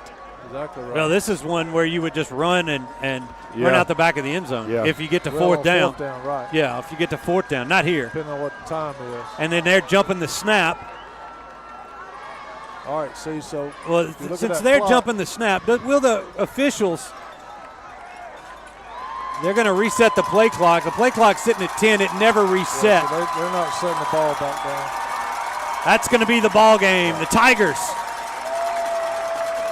after a 2-game slide, have gotten back into the win column, improved to 3-2 on the season with a homecoming victory over the Sterlington Panthers, 28-21. A lot of credit to Sterlington. The team played extremely hard. They did. We knew they would. They would, no doubt. Yeah, it was to be expected, and a good win. It's good to get off the skid that we were on, 0-2, and being on the road, and now we're back at home for homecoming. It's 28-21. We gave them one on that last drive. We fake punted and gave them a short field, and then had some penalties. Bunch of penalties. It kind of leaves a bad taste in your mouth, but a victory's a victory. And 28-21, where we are right now, after is a good two-game feeling. skid, you take this W. Exactly. Hey, look, we've never played the perfect football game. Yeah. You're always going to have things to look at, correct, and we'll have plenty of those. Yeah, no doubt about it. Again, good win for the Tigers and against a very good Sterlington football team. All right, we got Coach Collins and Jason Ewing down on the field. No, I don't want to know what you really think. It's about time one of those fell our way, though. I mean, it was coming up St. Thomas More all over again with the onside kick, but the Tigers were able to pull through. Yeah, unbelievable, we're sitting there and goes right to one of our sure-handed receivers, and, they've been a great kick, and but we were able to hold them off on defense, which I thought we played really well all night on defense. Gave up a couple long passes, late in the game there. They got us for pass interference, which, I won't comment on that. But anyway, I'm proud of our kids. They fought hard all week to get back going. We're finally getting a little bit healthier. I think that's really big for us. When we can get some consistency with our offensive line, which makes a big difference in our team. We still got a ways to go. We got, we ain't all the way healthy, and but before it's all said and done, we'll be okay. Yeah, well, it's good coming off a win, starting district next week. Have to travel to Pineville, and then you run the gauntlet in 2-5A. Well, there ain't no doubt. They say we're the 5th best team in the district. I don't know who said that, but some guys did anyway. But we'll see. Look, we got a good football team. We just got to stay healthy and keep pushing on. And we got to get out of our own way. We made too many costly penalties, and just like to cost us the ball game tonight. Yes, sir. Thank you. Congratulations, Coach. All right, thanks, Jason. Thanks, Coach Collins. A homecoming victory for the Tigers. Quickly, we'll roll down the NetTech Managed IT Services stats for the game. For the Sterlington Panthers, they finished with 161 yards on the ground, 145 through the air, total of 306. Breen finished 10 of 7. He rushed it for 10 times for 71 yards, and he was 8 of 17 through the air for 145 yards, 2 touchdowns, and an interception there at the end. Receiving for the Panthers they were led by Park Smith, 4 catches for 66 yards and a touchdown. Downs added 3 catches for 64 and a touchdown. For the Tigers with 325 yards of total offense, only 78 on the ground, but 247 through the air. Parker was 13 of 18 for 247 and 3 touchdowns. Roberson led all rushers, 18 carries for 78 yards and a touchdown. Zaylen Young with another big night, 6 catches, 141 yards and 2 touchdowns. Well, as we sign off here on the Jim Taylor Auto Group post-game show, Coach McCarty, thanks for sticking with us you bet, here in the fourth quarter as Tigers. Had a good run. I'd like to say happy homecoming to all our alumni, man. We had a lot of them here tonight. And hey, football team, get on, go have a good time at the dance now. That's right. And looking forward. Glad you don't have to be at that Absolutely. dance. That's absolutely. All right. Well, for everybody that brings this production to you, we got Michelle on the cameras, Rice, Janae, Cannon up top, Vaughn on the field. Sean Hollister's here with us for Will Anders, punching all the buttons. For Jason Ewing on the field, Coach McCarty, who joined us, and our color commentator, Robert Lane. I'm Stewart Shelby saying good night from Bill Ruple Stadium. Tigers win 28-21. Go Tigers.